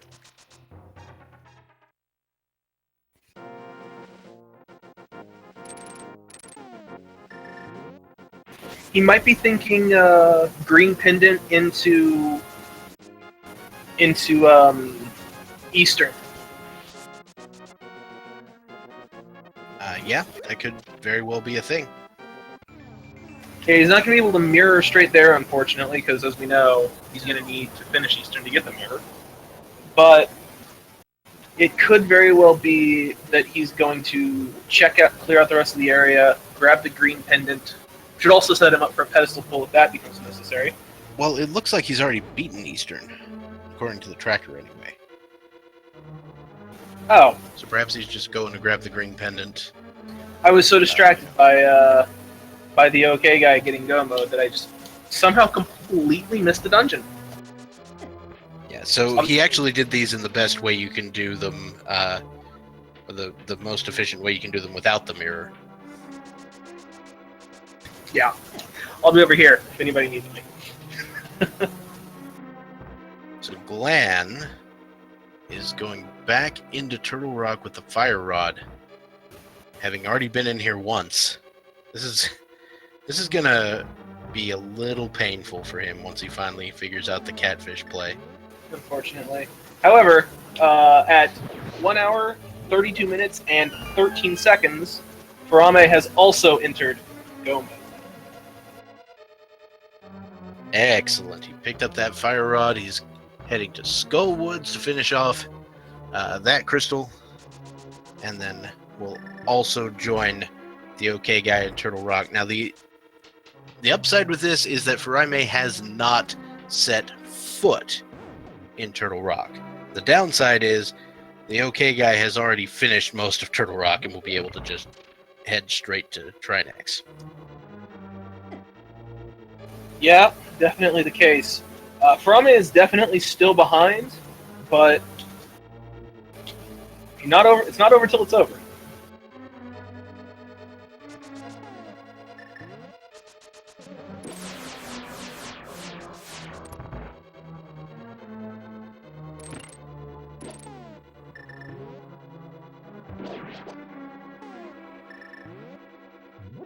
Yeah, the OK guy routed this seed like a champion.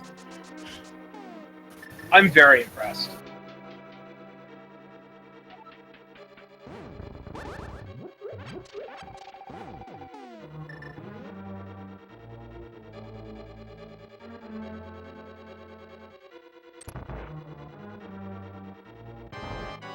Especially for a seed that so early seemed like it might turn into an Aghanim seed, and then seemed like it might turn into a pedestal seed. The OK guy managed to find exactly the right path through everything. And for one of our runners, it turned into an Aghanim seed, or at least they let it happen.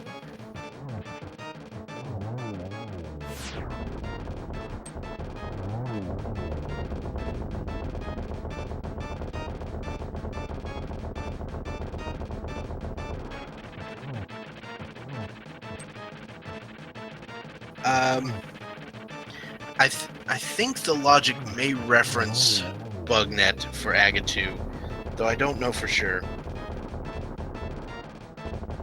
And Swordless. That said, it isn't required. You can also do it with the hammer. It's just very difficult. Yeah, it's an actual nightmare. If you thought Agatu was bad before, and by that I mean I thought Agatu was bad before. Rayman, the OK guy with their synchronized crystal grabs, but that's the OK guy's 7th, and he'll be making the play toward Ganon's tower. He's right where he wants to be too. Dark World, Dark World Death Mountain. All right. As we all know, I am contractually obligated to choose Bob's chest, so that's what I'm going to do. All right, everybody make your guess. This isn't official, but just for fun. Where in Ganon's tower are we going to find the big key? I believe there is 20... Is it 21 or 23 places? 22, that, right in the middle. No, I danced right around it. All right, well, I'm going to be evil then, since you've taken my normal guess. If you're going to take Bob's chest, I'm going to say it's going to be the very last chest, which is probably going to be the tile room. Well, there we go. How about the second chest? Wow. Ganon's tower just handing it to him today. Yeah, no kidding. The game just loves to prove me wrong.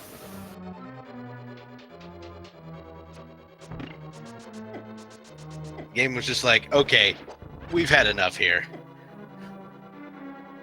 It realized how rude it was for the first hour and 35 minutes. It's like, okay, fine, we'll give you an easy big key.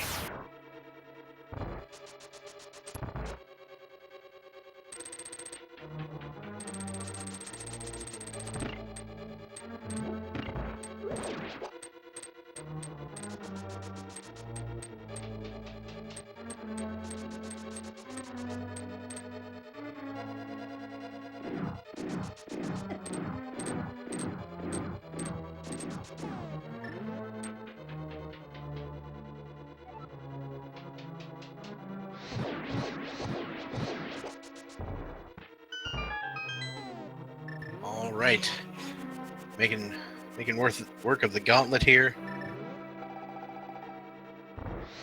Just stop and grab the full magic. Yeah, there's certainly nothing wrong with that, especially since the fire rod makes short work of some of these enemies up here.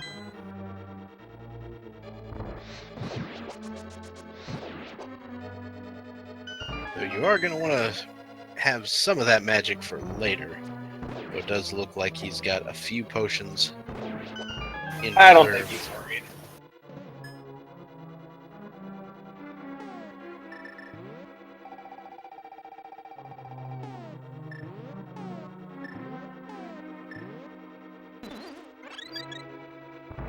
So just to recap, stepping up the menu toward those powder.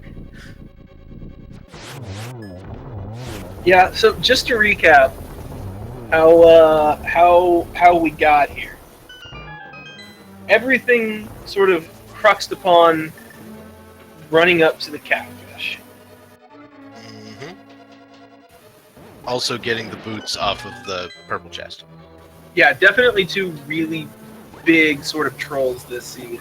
Because it was Catfish, which had the shovel, which led to a vanilla flute, which would let you gain access to the Mire Shed to reach the bow. Once you had the bow, you could clear out Eastern to get one of the crystals necessary to get into Pyramid Fairy, which had the mirror. Now for the other crystal, you had to clear Desert Palace. The big key was on the torch. You needed the boots.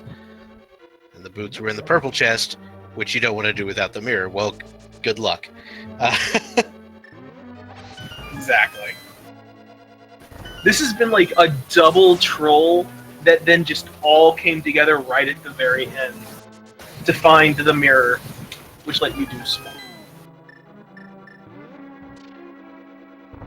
I don't think I could have designed a seed more evil than this one on short notice. This was very entertaining. I think the randomizer is learning. It's The- not. It's learning what the people want. Seeds are going to get more and more trolly as time moves on.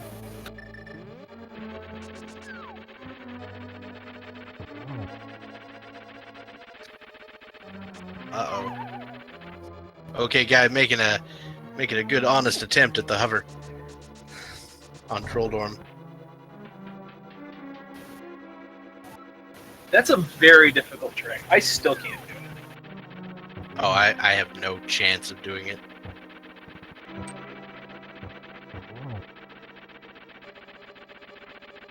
Then again, saying I still can't do it might not mean that much, considering I couldn't remember how many chests there were in Ganon's tower. Maybe I should learn that first. Hey, no big deal. Just don't forget one of them while you're doing it. Oh yeah, definitely not. Don't, like, hook shot to a chest across a gap before rando room and then not open it. Try not doing that. That's I've never done that before. What are you talking? I don't know who would do that. And the map was in the final chest there. I did not know Dairy Queen served burritos.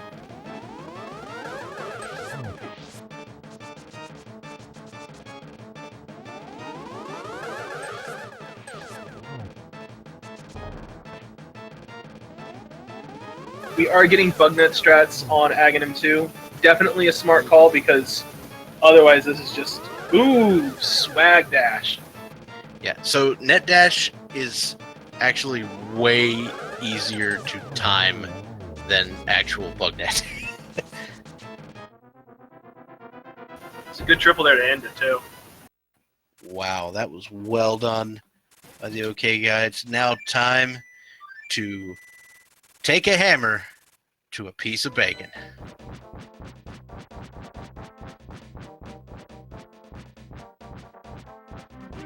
Alright, it's the time you've all been waiting for.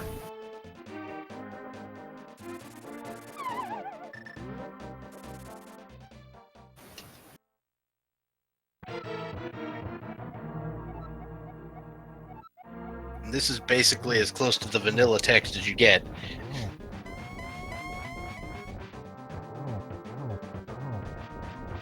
It's basically a paraphrase of what's there. Yeah.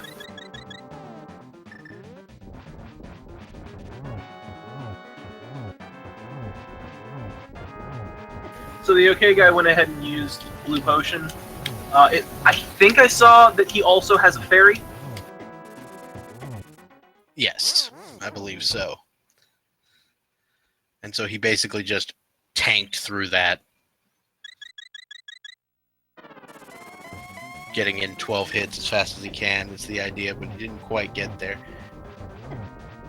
Uh-oh. One heart. Does he have a second fairy, or we're going to have problems? Uh-oh. Oh! I have good news, though.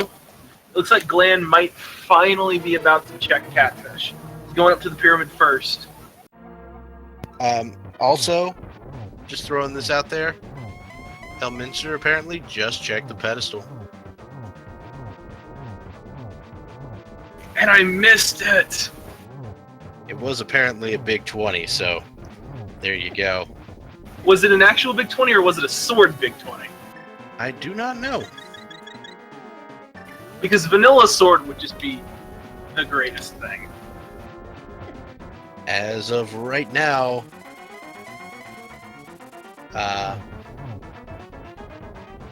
no one has finished.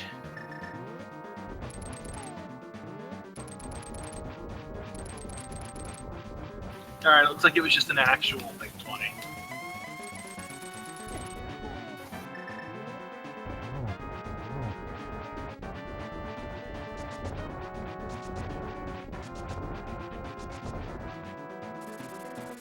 Alright, Glenn finally has his shovel.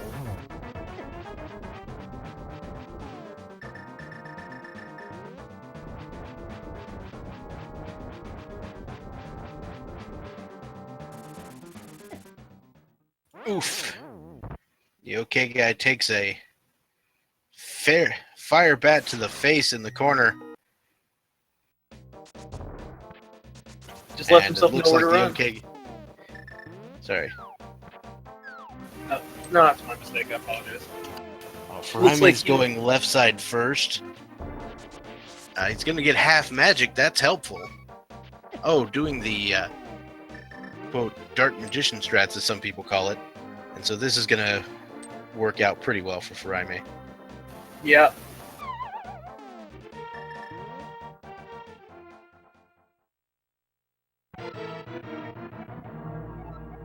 And there we go. Feraime is headed up the tower.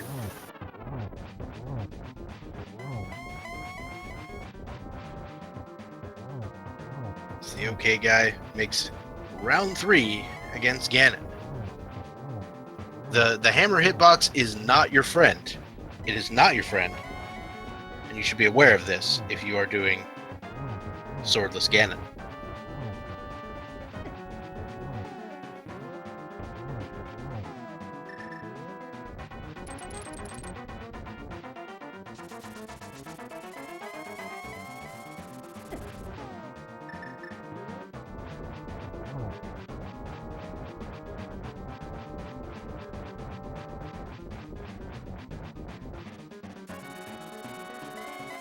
Okay, guy apparently counted his... No, never mind. Oh, Yeah. He was just Okay, taking very good care. Ferraime's doing everything he can to sort of try and pick this back up. It is Swordless not outside Ganon the is- realm of possibility. Yeah, Swordless Ganon is hard. Like, don't ever think that Ganon is easy, but Swordless Ganon is an entirely different level of it. Yeah. It's especially difficult when you try to hit him from below. Like the hitbox when you're facing up is actual garbage. So Glenn has managed to find the bow and is going to dip into Misery Mire, which is kind of unfortunate.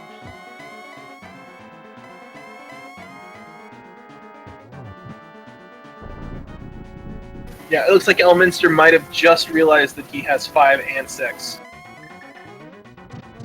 Oh boy. Elminster doing the Pyramid Fairy check.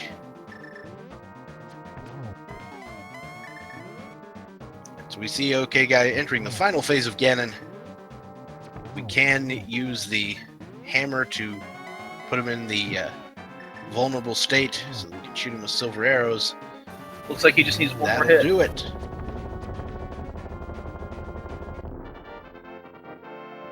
And there we go. That will do it.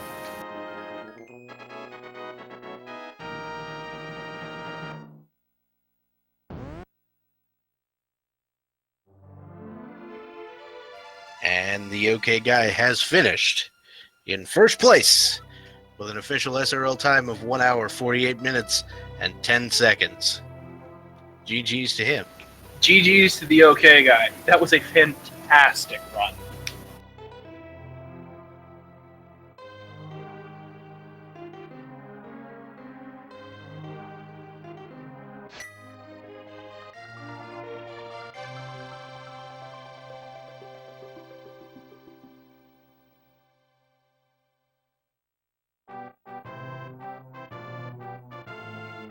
So Meanwhile, Ferraime's on his way up. Go ahead, what? I was about to say the exact same thing. Well, all right then. I'm gonna see if Kenny here or the OK Guy will join us in chat. Gonna hook up the headset. Apparently.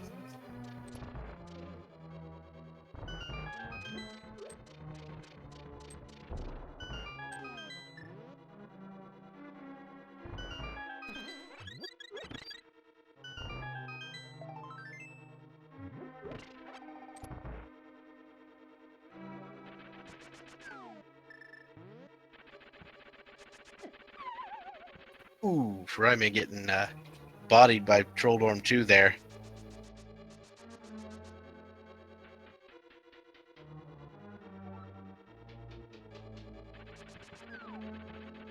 Definitely not the easiest fight in the world.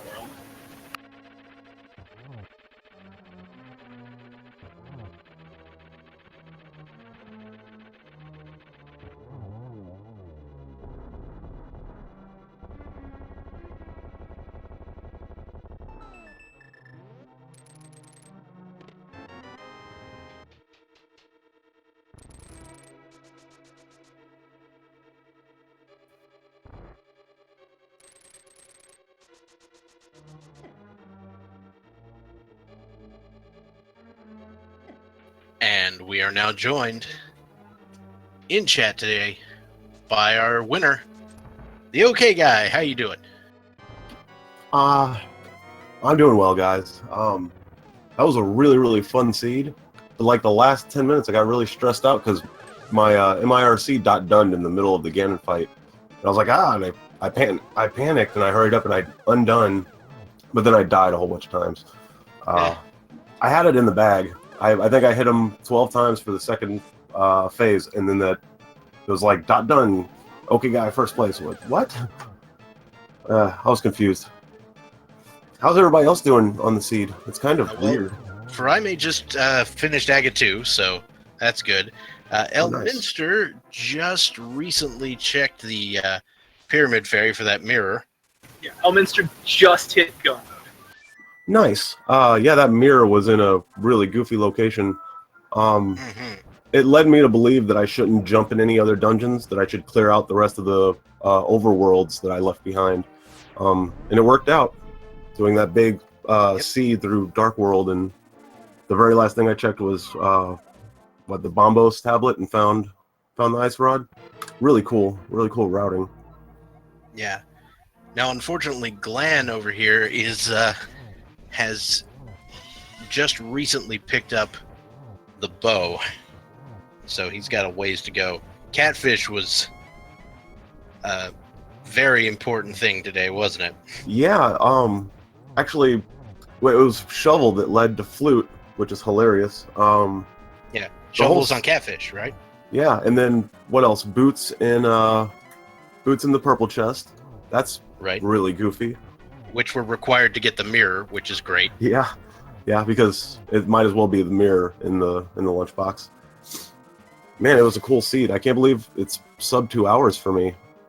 Yeah, that was an actual swordless randomizer PB for me too, by a lot. Wow. Yeah. Well done, Congratulations. sir. So I want to ask, was there any point during the seed at all that you thought maybe this is a pedestal seed? Because you're the only one of the 4 streamed runners to not kill any of the pendant dungeon bosses. I was actually, in the back of my mind, I was worried about Palace of Darkness, because I believe I left one item behind on Helma King. Maybe I didn't. Maybe it was a small key. But I was still worried about it. And thought I might have to go back. Which dungeon was the green pendant? Pod. It was Pod. Yeah, maybe that's why it was giving me anxiety early on. But once I got down to like 1 or 2 items for go mode, you put off those pendant dungeons if you can. Still diving into Pod early. That paid off a lot. Whoa, there's second place. Nice. Let me see. There was another pendant dungeon that was required, wasn't there? Like 2 of them? No, I don't think so. No. Ice Palace was completely unnecessary. So was Misery Mire. Yeah, and I didn't even go in Mire. Yeah, you got that bow and pieced out. It's actually weird. I was thinking that if I go into T-Rock and I find the ice rod there, that would just make everything else way, way faster. But it didn't even cost me that much time to like go and check everything and then leave. Yeah. I don't know. I'm really proud of this routing. Really exciting race. Yeah, you routed this like a champion, sir. Farame just finished. I want to point out that right at the end there, he pulled a fantastic move in which he actually swapped to Cane of Brian and used it for a split second to avoid taking lethal damage from a fire bat. That is awesome. I I wish I would have performed better during the Ganon fight. I did the first time, but man, after that little technical shenanigans, kind of dropped the ball. But thank you guys again. I'm going to let you talk to these guys that are finishing now. Later, everybody. Thank you. Congratulations on the run. Oh, for sure. That was awesome. Yeah, so the official SRL time for Faraime, that's 1 hour, 54 minutes, and 20 seconds for second place finish here in today's Swordless race. First and second place on the race stream. Yeah. Now that being said, I believe there were only about 10 people entered. Shh.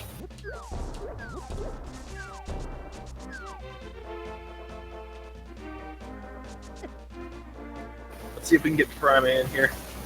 There were 8 people entered. So yeah. Shush. Faraime is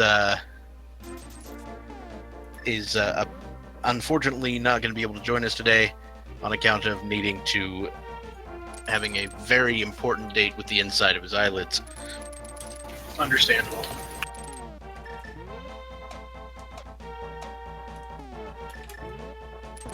Well, since we're not going to be able to get Fryman in here, I just want to say again one more time, thank you so much to both of our trackers today. They did a fantastic job. And again, it can be a very thankless and very difficult job. So everybody go give both of our trackers a follow on Twitch. They've earned it. Speaking of earning it, Glenn's about to pick up that mirror.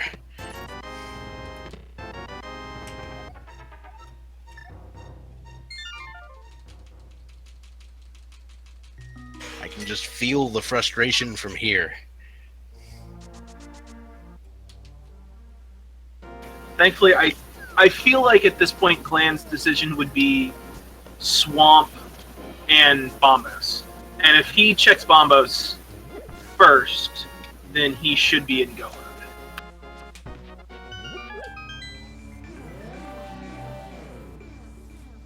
You're going to want to hope that the Bombos tablet is checked first. I believe every other runner has done that. Oh no. Oh no! Don't do it, Glenn. Don't! No.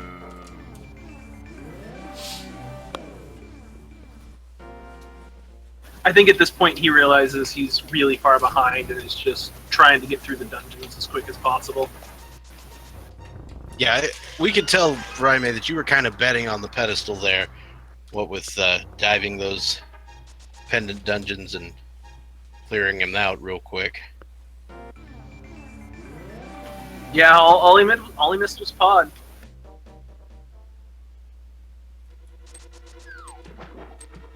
And I imagine, had the fire rod not been in there,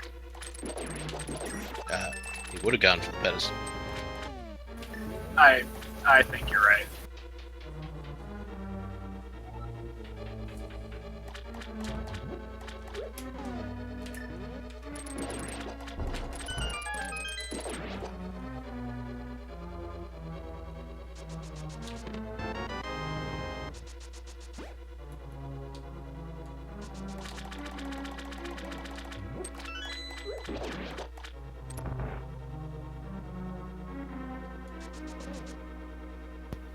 So Glen's gonna go through Swamp Palace. He's checking a bunch of chests, so this could be a little bit.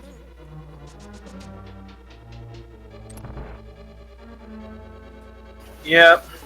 Elminster's making his way through Turtle Rock. He's already cleared most of it, so.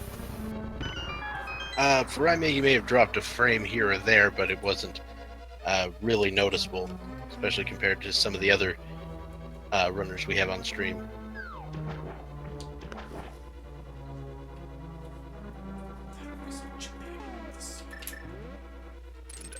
Oh, there's Hacksaw with the 7-month sub to Speed Gaming. So thanks for that.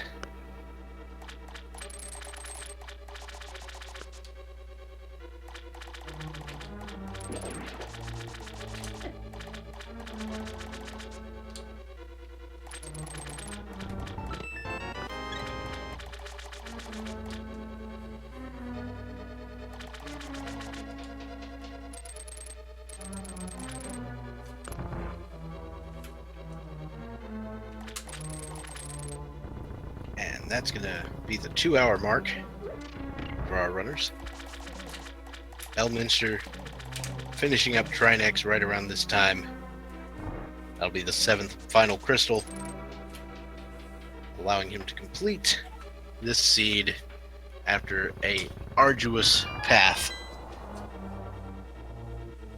Yep, meanwhile, Glenn is just sort of getting most of the way through Swamp Palace. After this, he still has to check Bombos and find that ice rod. Hopefully he doesn't forget and head straight to Turtle Rock. Because I don't think he's been to the laser bridge yet. Right. I imagine he has currently skipped left side. I don't know if he's gonna go back inside swamp or if he might check Bombos before he comes back in. If you're gonna go back in, you wouldn't leave the screen. No, then you'd have to drain the water again, so. Elminster has his 7th and final crystal. He's on his way to Ganon's Tower. Just as soon as the cutscene ends.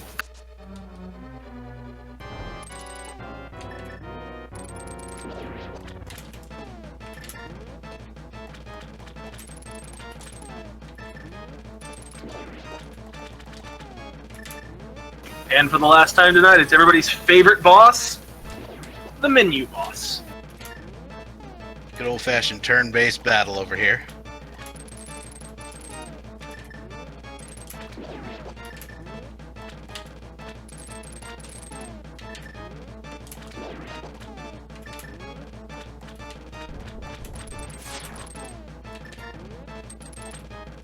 Yeah, I'd be surprised if Glenn didn't go back in for left side, just because it's more items, and if he doesn't, and he would need to come back, setting up the water again would take a long time. So, Which is of course unfortunate, but that's the way randomizer goes.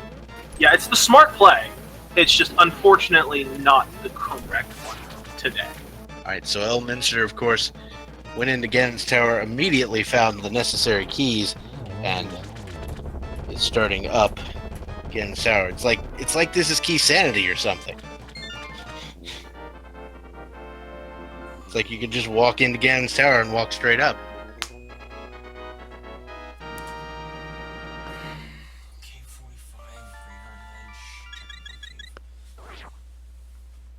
Those are my last spots. Oh, and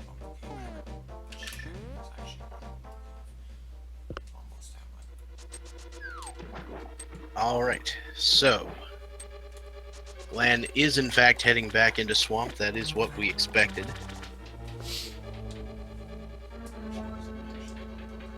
Yeah, my concern is because Glenn found the mirror shield, he's going to be thinking, I have Fire Rod, I have mirror shield, laser bridge, let's go. Oh, if he doesn't go to Bombo's tablet right after this, this is going to be the worst. If I was in this position and ended up not going to Bombo's tablet, which is something I might do, considering, you know, it's a reasonable thing. Or you might just Bombos isn't a crazy decision here, but also going straight to Turtle Rock isn't a crazy decision either. Right. I guess we'll see. But yeah, if I ended up doing that here, I would be just the saltiest after this.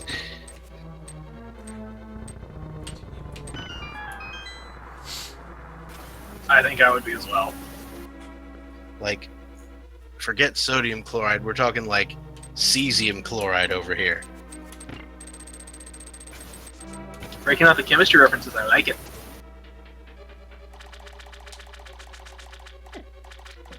So Glenn is using the horrible abomination, which is the Smith's head on Link's body. Which, by the way, is the bunny sprite is Link's head on the Smith's body. It's a thing.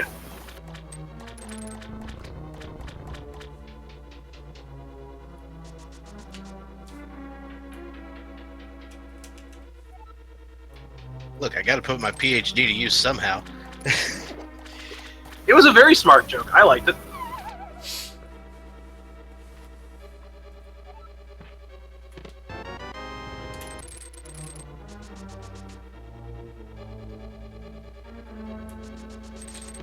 And so Glenn now officially disappointed by Swamp, as so many people are so often.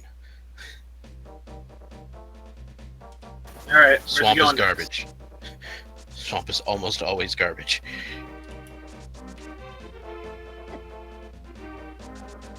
It's like Glenn is making the play for Bomber's Tablet.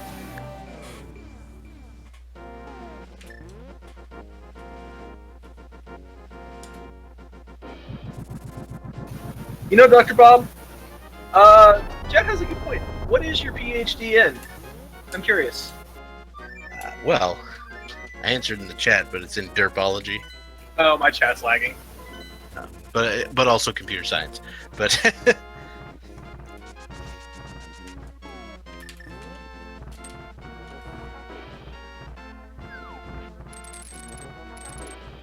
I like the underwater basket when you suggested more. Can you go trade that in? I just don't really have the lung capacity. That's a shame. Though I think you're not required. I think you're not required to be underwater doing underwater basket weaving. It's just the basket is. But let me tell you, to get the PhD, you got to do the whole thing while you're underwater, and that I just don't have the breath for it. I'm just picturing somebody sitting in a pool in a little swimsuit, weaving a basket with a snorkel.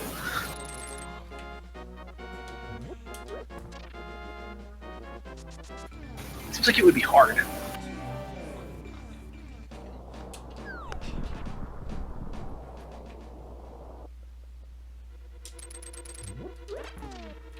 Minster seems to be struggling just a little bit with Aga too. Not too badly though. Sort of breaking out the dash strats. Dash strats. Dash strats are great Dash strats are great. with the bug net. Most people know about hammer dashing. The bug net dashing is a little bit more unique. I think my favorite dash though is you can dash while using the red cane, and when you do it, you actually kick the red block and send it flying like halfway across the screen. It's beautiful. I think that's probably my favorite item dash.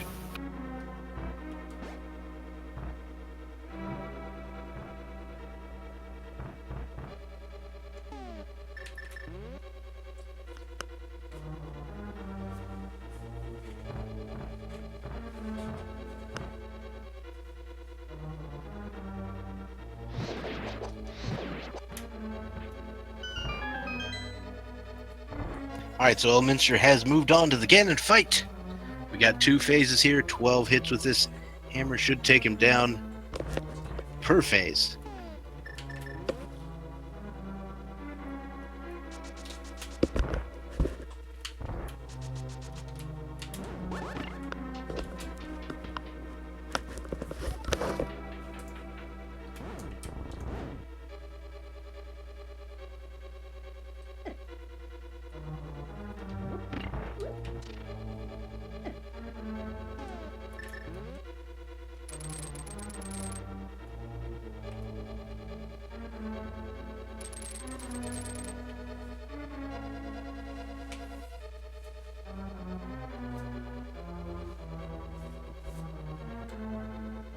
Alright, we're on to phase 2.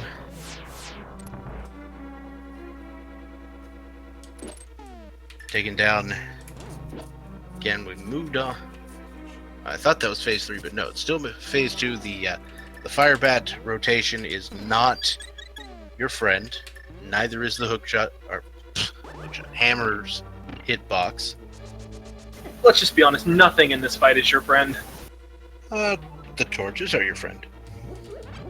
Then why do they extinguish and leave you in the dark? What sort of friend would do that? Look, you gotta do something. Okay, yeah, so the background sound is definitely coming from Glan's stream as he's attempting to hover the entire gap before Trinex. He made You it know what? about I, a third of the way, and I cannot, I gotta respect that. Yeah, no, I can't applaud and hold my push to talk button down at the same time, but he got a round of applause from me for even attempting that. That was cool.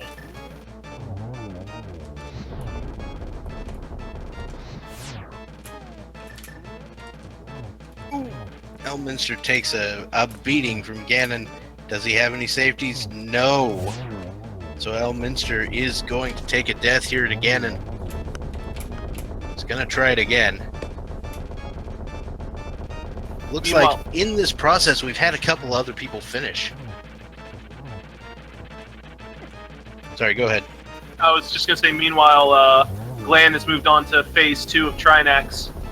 Gonna see what he can do about the Rock Snake, and it is down. Glan is on his way to Ganon's tower. Well done. Alright, so we have Chex Human finishing in 3rd place.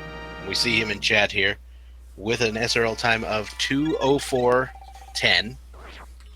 Aaron Doby finishing in 4th place with a 2:08:26. And Plasma Kappa finishing in 5th place just now with a 2 hours, 12 minutes, and 18-second time. Congratulations to all of them.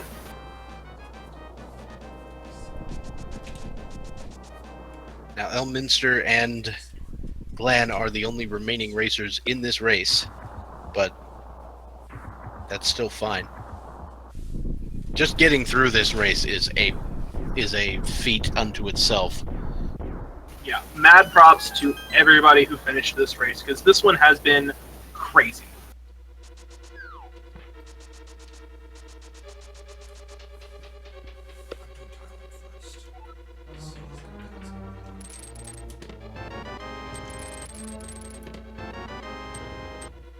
And Glan finishing, or getting everything he needs to go up the tower, and head directly up the tower. If we were just speedrunning Ganon's tower, that would have been, like... It would have been impressive, but unfortunately there's a lot more game. Alright. So Elminster finishing off this seed with an official SRL time of 2 hours, 13 minutes, and 3 seconds.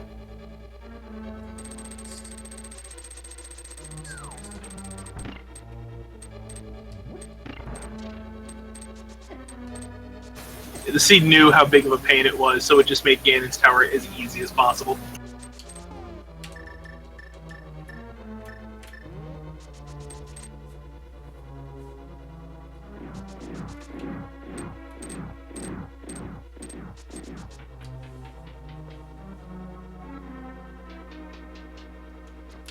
But yeah, congratulations to Elminster.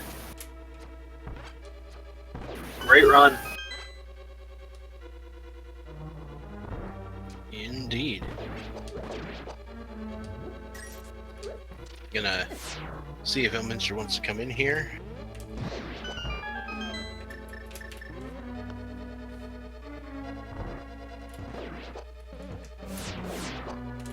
We can see what sort of horrible things he has to say about this scene.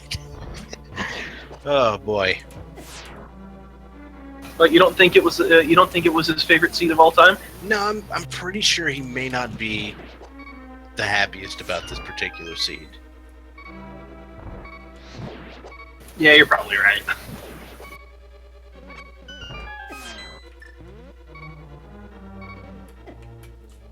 Oh, Glan takes a hit. What was that? Does he have a fairy? No. What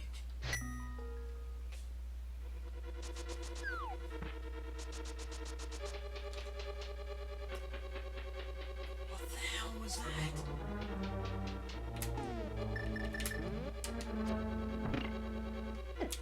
Oh, we had Elminster in the waiting room for a second, and then he disappeared. Come back, friend. We want to talk to you.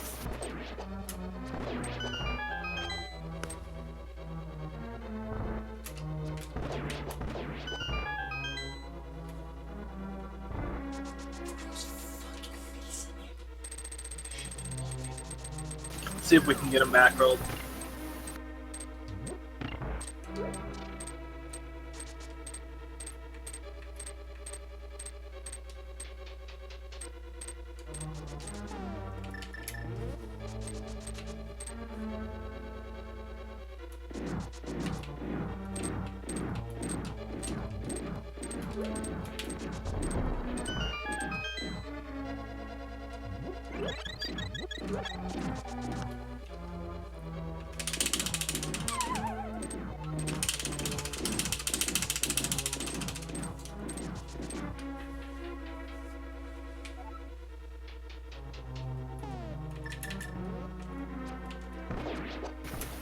Hovering across the gap.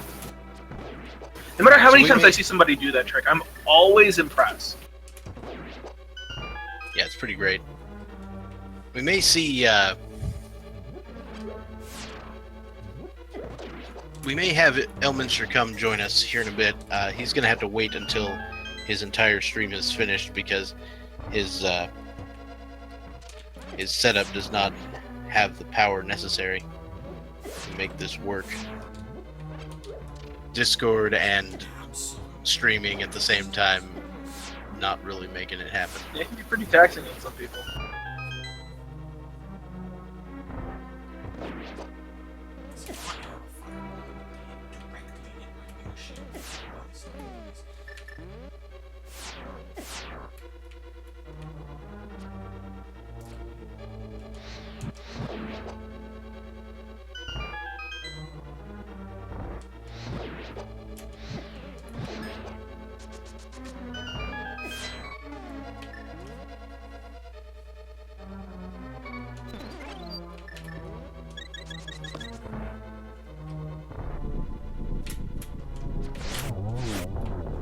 Alright, so Glenn did make it to the room where he can get a berry off of some magic powder, so he can grab that, and he's got a little bit more safety now. Alright, that's going to make it a little easier for Glenn to finish this race. You can tell he's probably not that happy about what's happening here.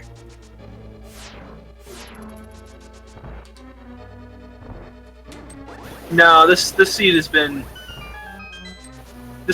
enough to sort of infuriate even the calmest of runners, I would think.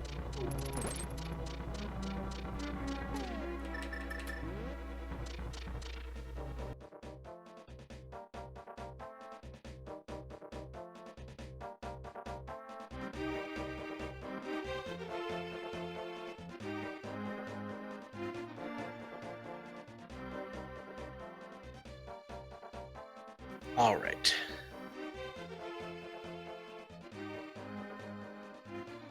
So we'll be following Glenn up this tower, see if he can finish it out.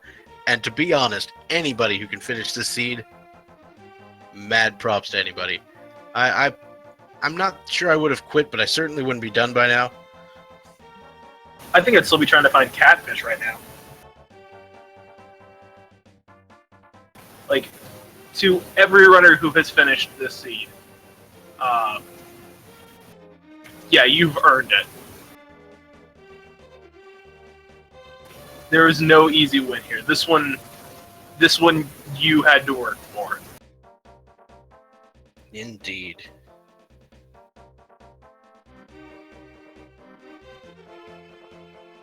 Land's going for the Trolldorm hover. He may do it more than once because we've seen him get a fairly solid amount of distance out of this hover technique. Yeah. Oh, there he goes, there he goes, there he goes. Made it. Very nice. Yeah, as Randall Munroe once said, you just gotta let go, Joe. There's gotta be 50 ways to learn how to hover. Oh my goodness. Oh. I know exactly what you're talking about. And thank you for that. All right. So Glenn now pulling out the bug net for the best possible use. Was that a triple? Because it looked like a triple. That was a triple. He's just channeling his raw, just anger at this seed to just get through the Aghanim 2 fight as fast as possible. I got somebody to groan in chat. I've been looking for an excuse to make that joke all stream once I realized Clay knew how to hover, okay? All right, looks like Elminster is ready to talk to us, so let's get him on in here. Hello, Elminster. Welcome. The seed did not make me feel welcome. I am aware. This seed did not make many people feel welcome.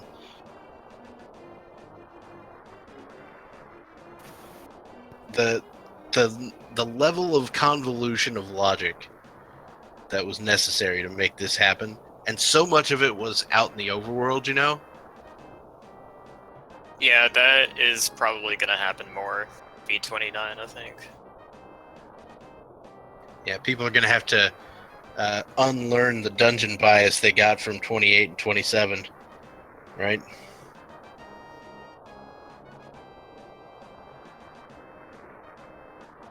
But yeah, I mean, the seed was not your friend. Seed was not anyone's friend.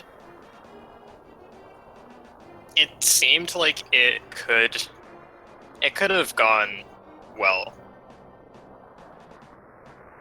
Yeah, it's possible. I mean, if you check the catfish early, that helps with a good portion of it, getting that flute. Also, the blacksmith without the mirror, that feels real fun, right? Yeah, that wasn't. I actually forgot that I needed the mirror to take the frog directly there, so bit of a time waste. But it routed very, very well into walking to desert, so I didn't think that was too bad. True. But the purple chest, of course, was what held the boots, so you were actually required to do that. It was really weird. It was really lucky that, they were right there on the way to desert, because it turned out you needed them in desert. Mm-hmm. But I think, where I really went wrong was forgetting the Pyramid Fairy. Oh yeah, I remember that. You kind of wandered around for a bit looking for the next thing to do, and the Pyramid Fairy was it. Yes, so the flute was only required for the bow, I think. Correct. Flute was required for the bow, but the bow was required for the mirror. Yes. Because you needed it for the 5 crystal, or the 6 crystal. I got kind of sidetracked. I was thinking, oh, I can finally get my second red crystal, and then I kind of got sidetracked after that, and completely forgot about that. And I started thinking, well, I already full cleared ice, and I can't think of any more locations. Maybe it's on the pedestal. Yeah, I mean that's a perfectly valid play, and in that situation I might have made it myself. Though, I mean, that doesn't say anything because I'm clearly worse at this game than everyone who's playing. Excuse you. I've played this game and I'm definitely worse. No, I actually have a question for you, Elminster. What's that? So, you were the only person of the 4 that were being rebroadcast to go and kill Aghanim 1.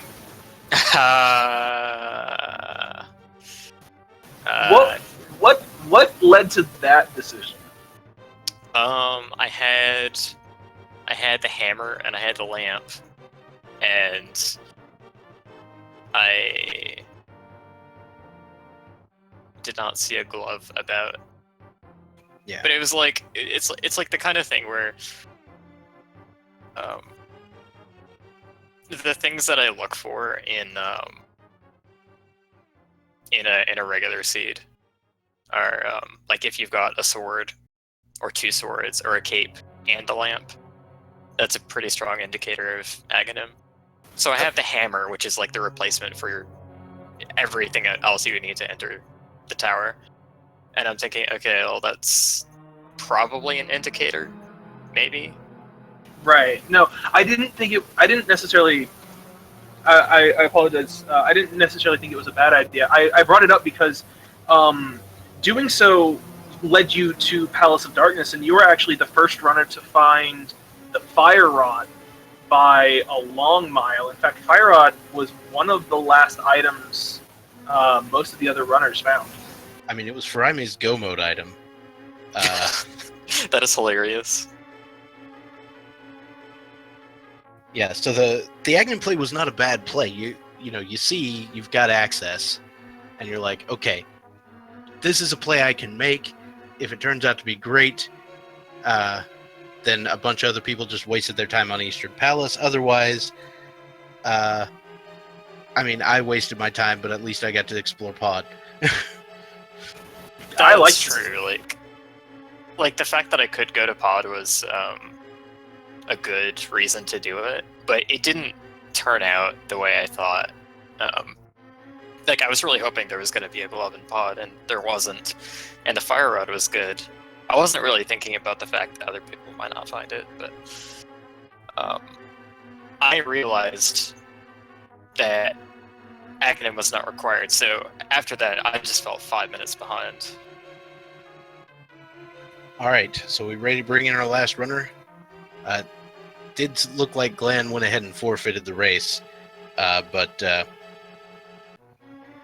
think we'll go ahead and talk to him for a bit.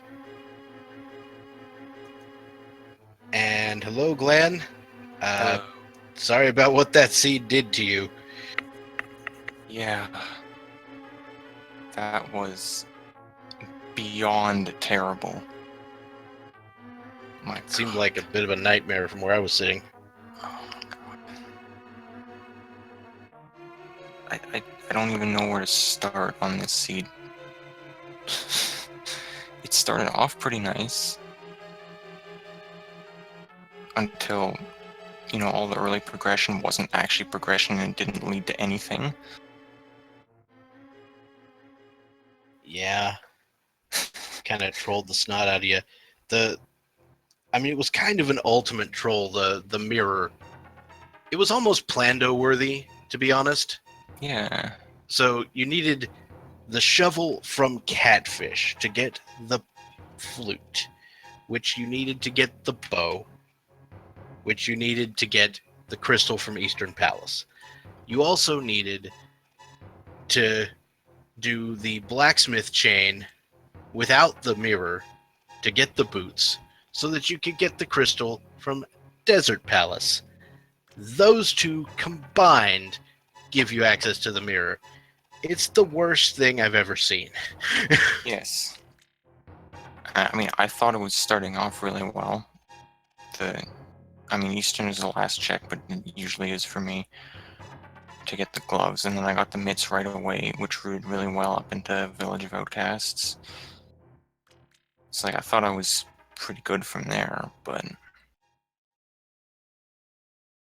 then I just found nothing for like 40 minutes.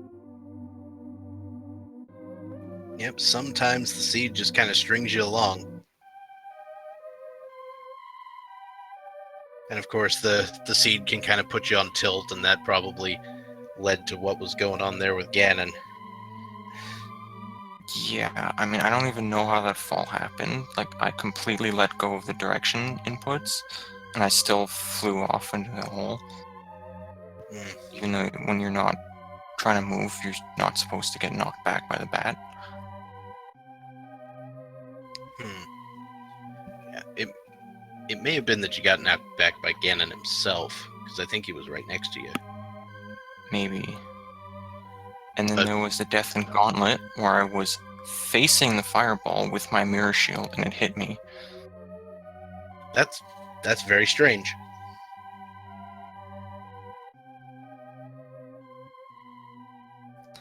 And of course, the Fire Rod was in an absolutely terrible spot, because who in their right mind would go to Pendant Pod without the bow? Exactly. Who in their right I mind mean, would talking get to the bow Elminster here, before... who went to before Pendant Pod before Eastern, How? by killing I Aga killed 1. Aganon.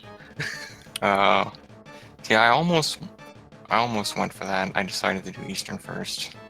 So I have to ask Elminster, Hammer Aghanim, is it as bad as it sounds? It's pretty bad. I just really surprised I didn't die. Like, I was on half a heart for pretty much the whole fight. Because I got hit once at the start, because I missed the first guaranteed energy ball and it hit me, and I was like, oh, well, that's it. Ugh. If he actually sent a blue ball after that, like, I think I actually got perfect RNG on that fight. If he'd sent a blue ball at me, I don't think I would have known what to do. He sent one, actually, but I walked away from it. But if he sent one when I was actually ready to hit it, I think I would have died. It was a good fight to watch. It was, And of course, like, the bug net was sitting over there in Eastern the whole time. Yeah, I was like, I just kind of rolled my eyes when I picked that up. But like, if I died to Aga 1, then, like, I don't know, I would have been really bad. I was having enough trouble getting up the tower. Yeah, I think the gloves in Dark World Access in Eastern was kind of annoying, but I think the bug net being in there as well after doing Aga 1 was just kind of just insult to injury at that point. All right, so I know this seed didn't go as you guys planned, but thank you both very much for running for us and showing off your talents here on stream today. Anything else you guys would like to say about this before we wrap it up? I think the main thing that made this seed as bad as it was not just that Catfish had the item that was like basically blocking the rest of the seed, but that the way, like the items that you had in this seed, there was no good time to go to Catfish ever. Yeah, there really wasn't. There was a good time to do everything else. There was even a good time to do desert, like at least how I did it with the purple chest. That was a good time, but like I didn't do it with the purple chest, but I wish I had, because I went back after the purple chest. But yeah, no good time to do Catfish because Pod's a pendant, so you're not going to be going up there after Hype Cave, especially with Hype Cave having the mitts. You're going to go somewhere else. All right. Yeah, the only thing that I could have seen that might have pointed you over in that direction is if you had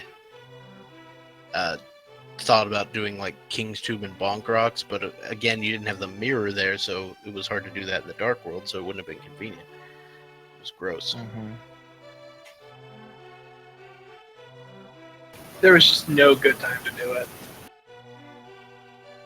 All right, everybody. So, with that, I think it's time to wrap this up. I'd like to once again thank all four of our runners, the OK Guy, Farimade, Glenn, and Elminster for putting up with this abomination. Speaking of abominations, I have to talk about your sprite, Glenn. Yes. That is the Smith's head on Link's body. What have you done? I'm messing with you. I think Anyway. I'm scarred for life. And of course, thank you to our restreamer with Feasel. pulling this thing together, and of course, our trackers, Wolflink, and we had Cyclone at one point, but okay, still Cyclone. I would like to apologize for whoever was tracking me.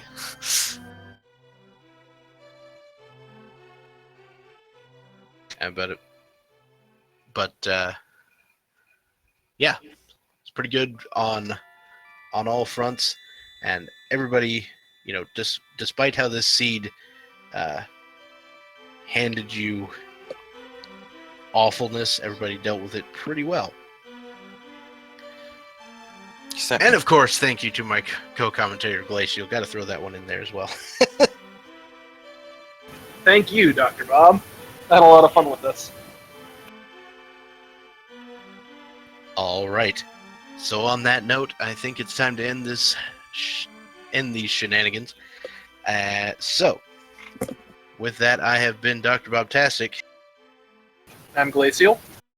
And we'll see you later. Bye.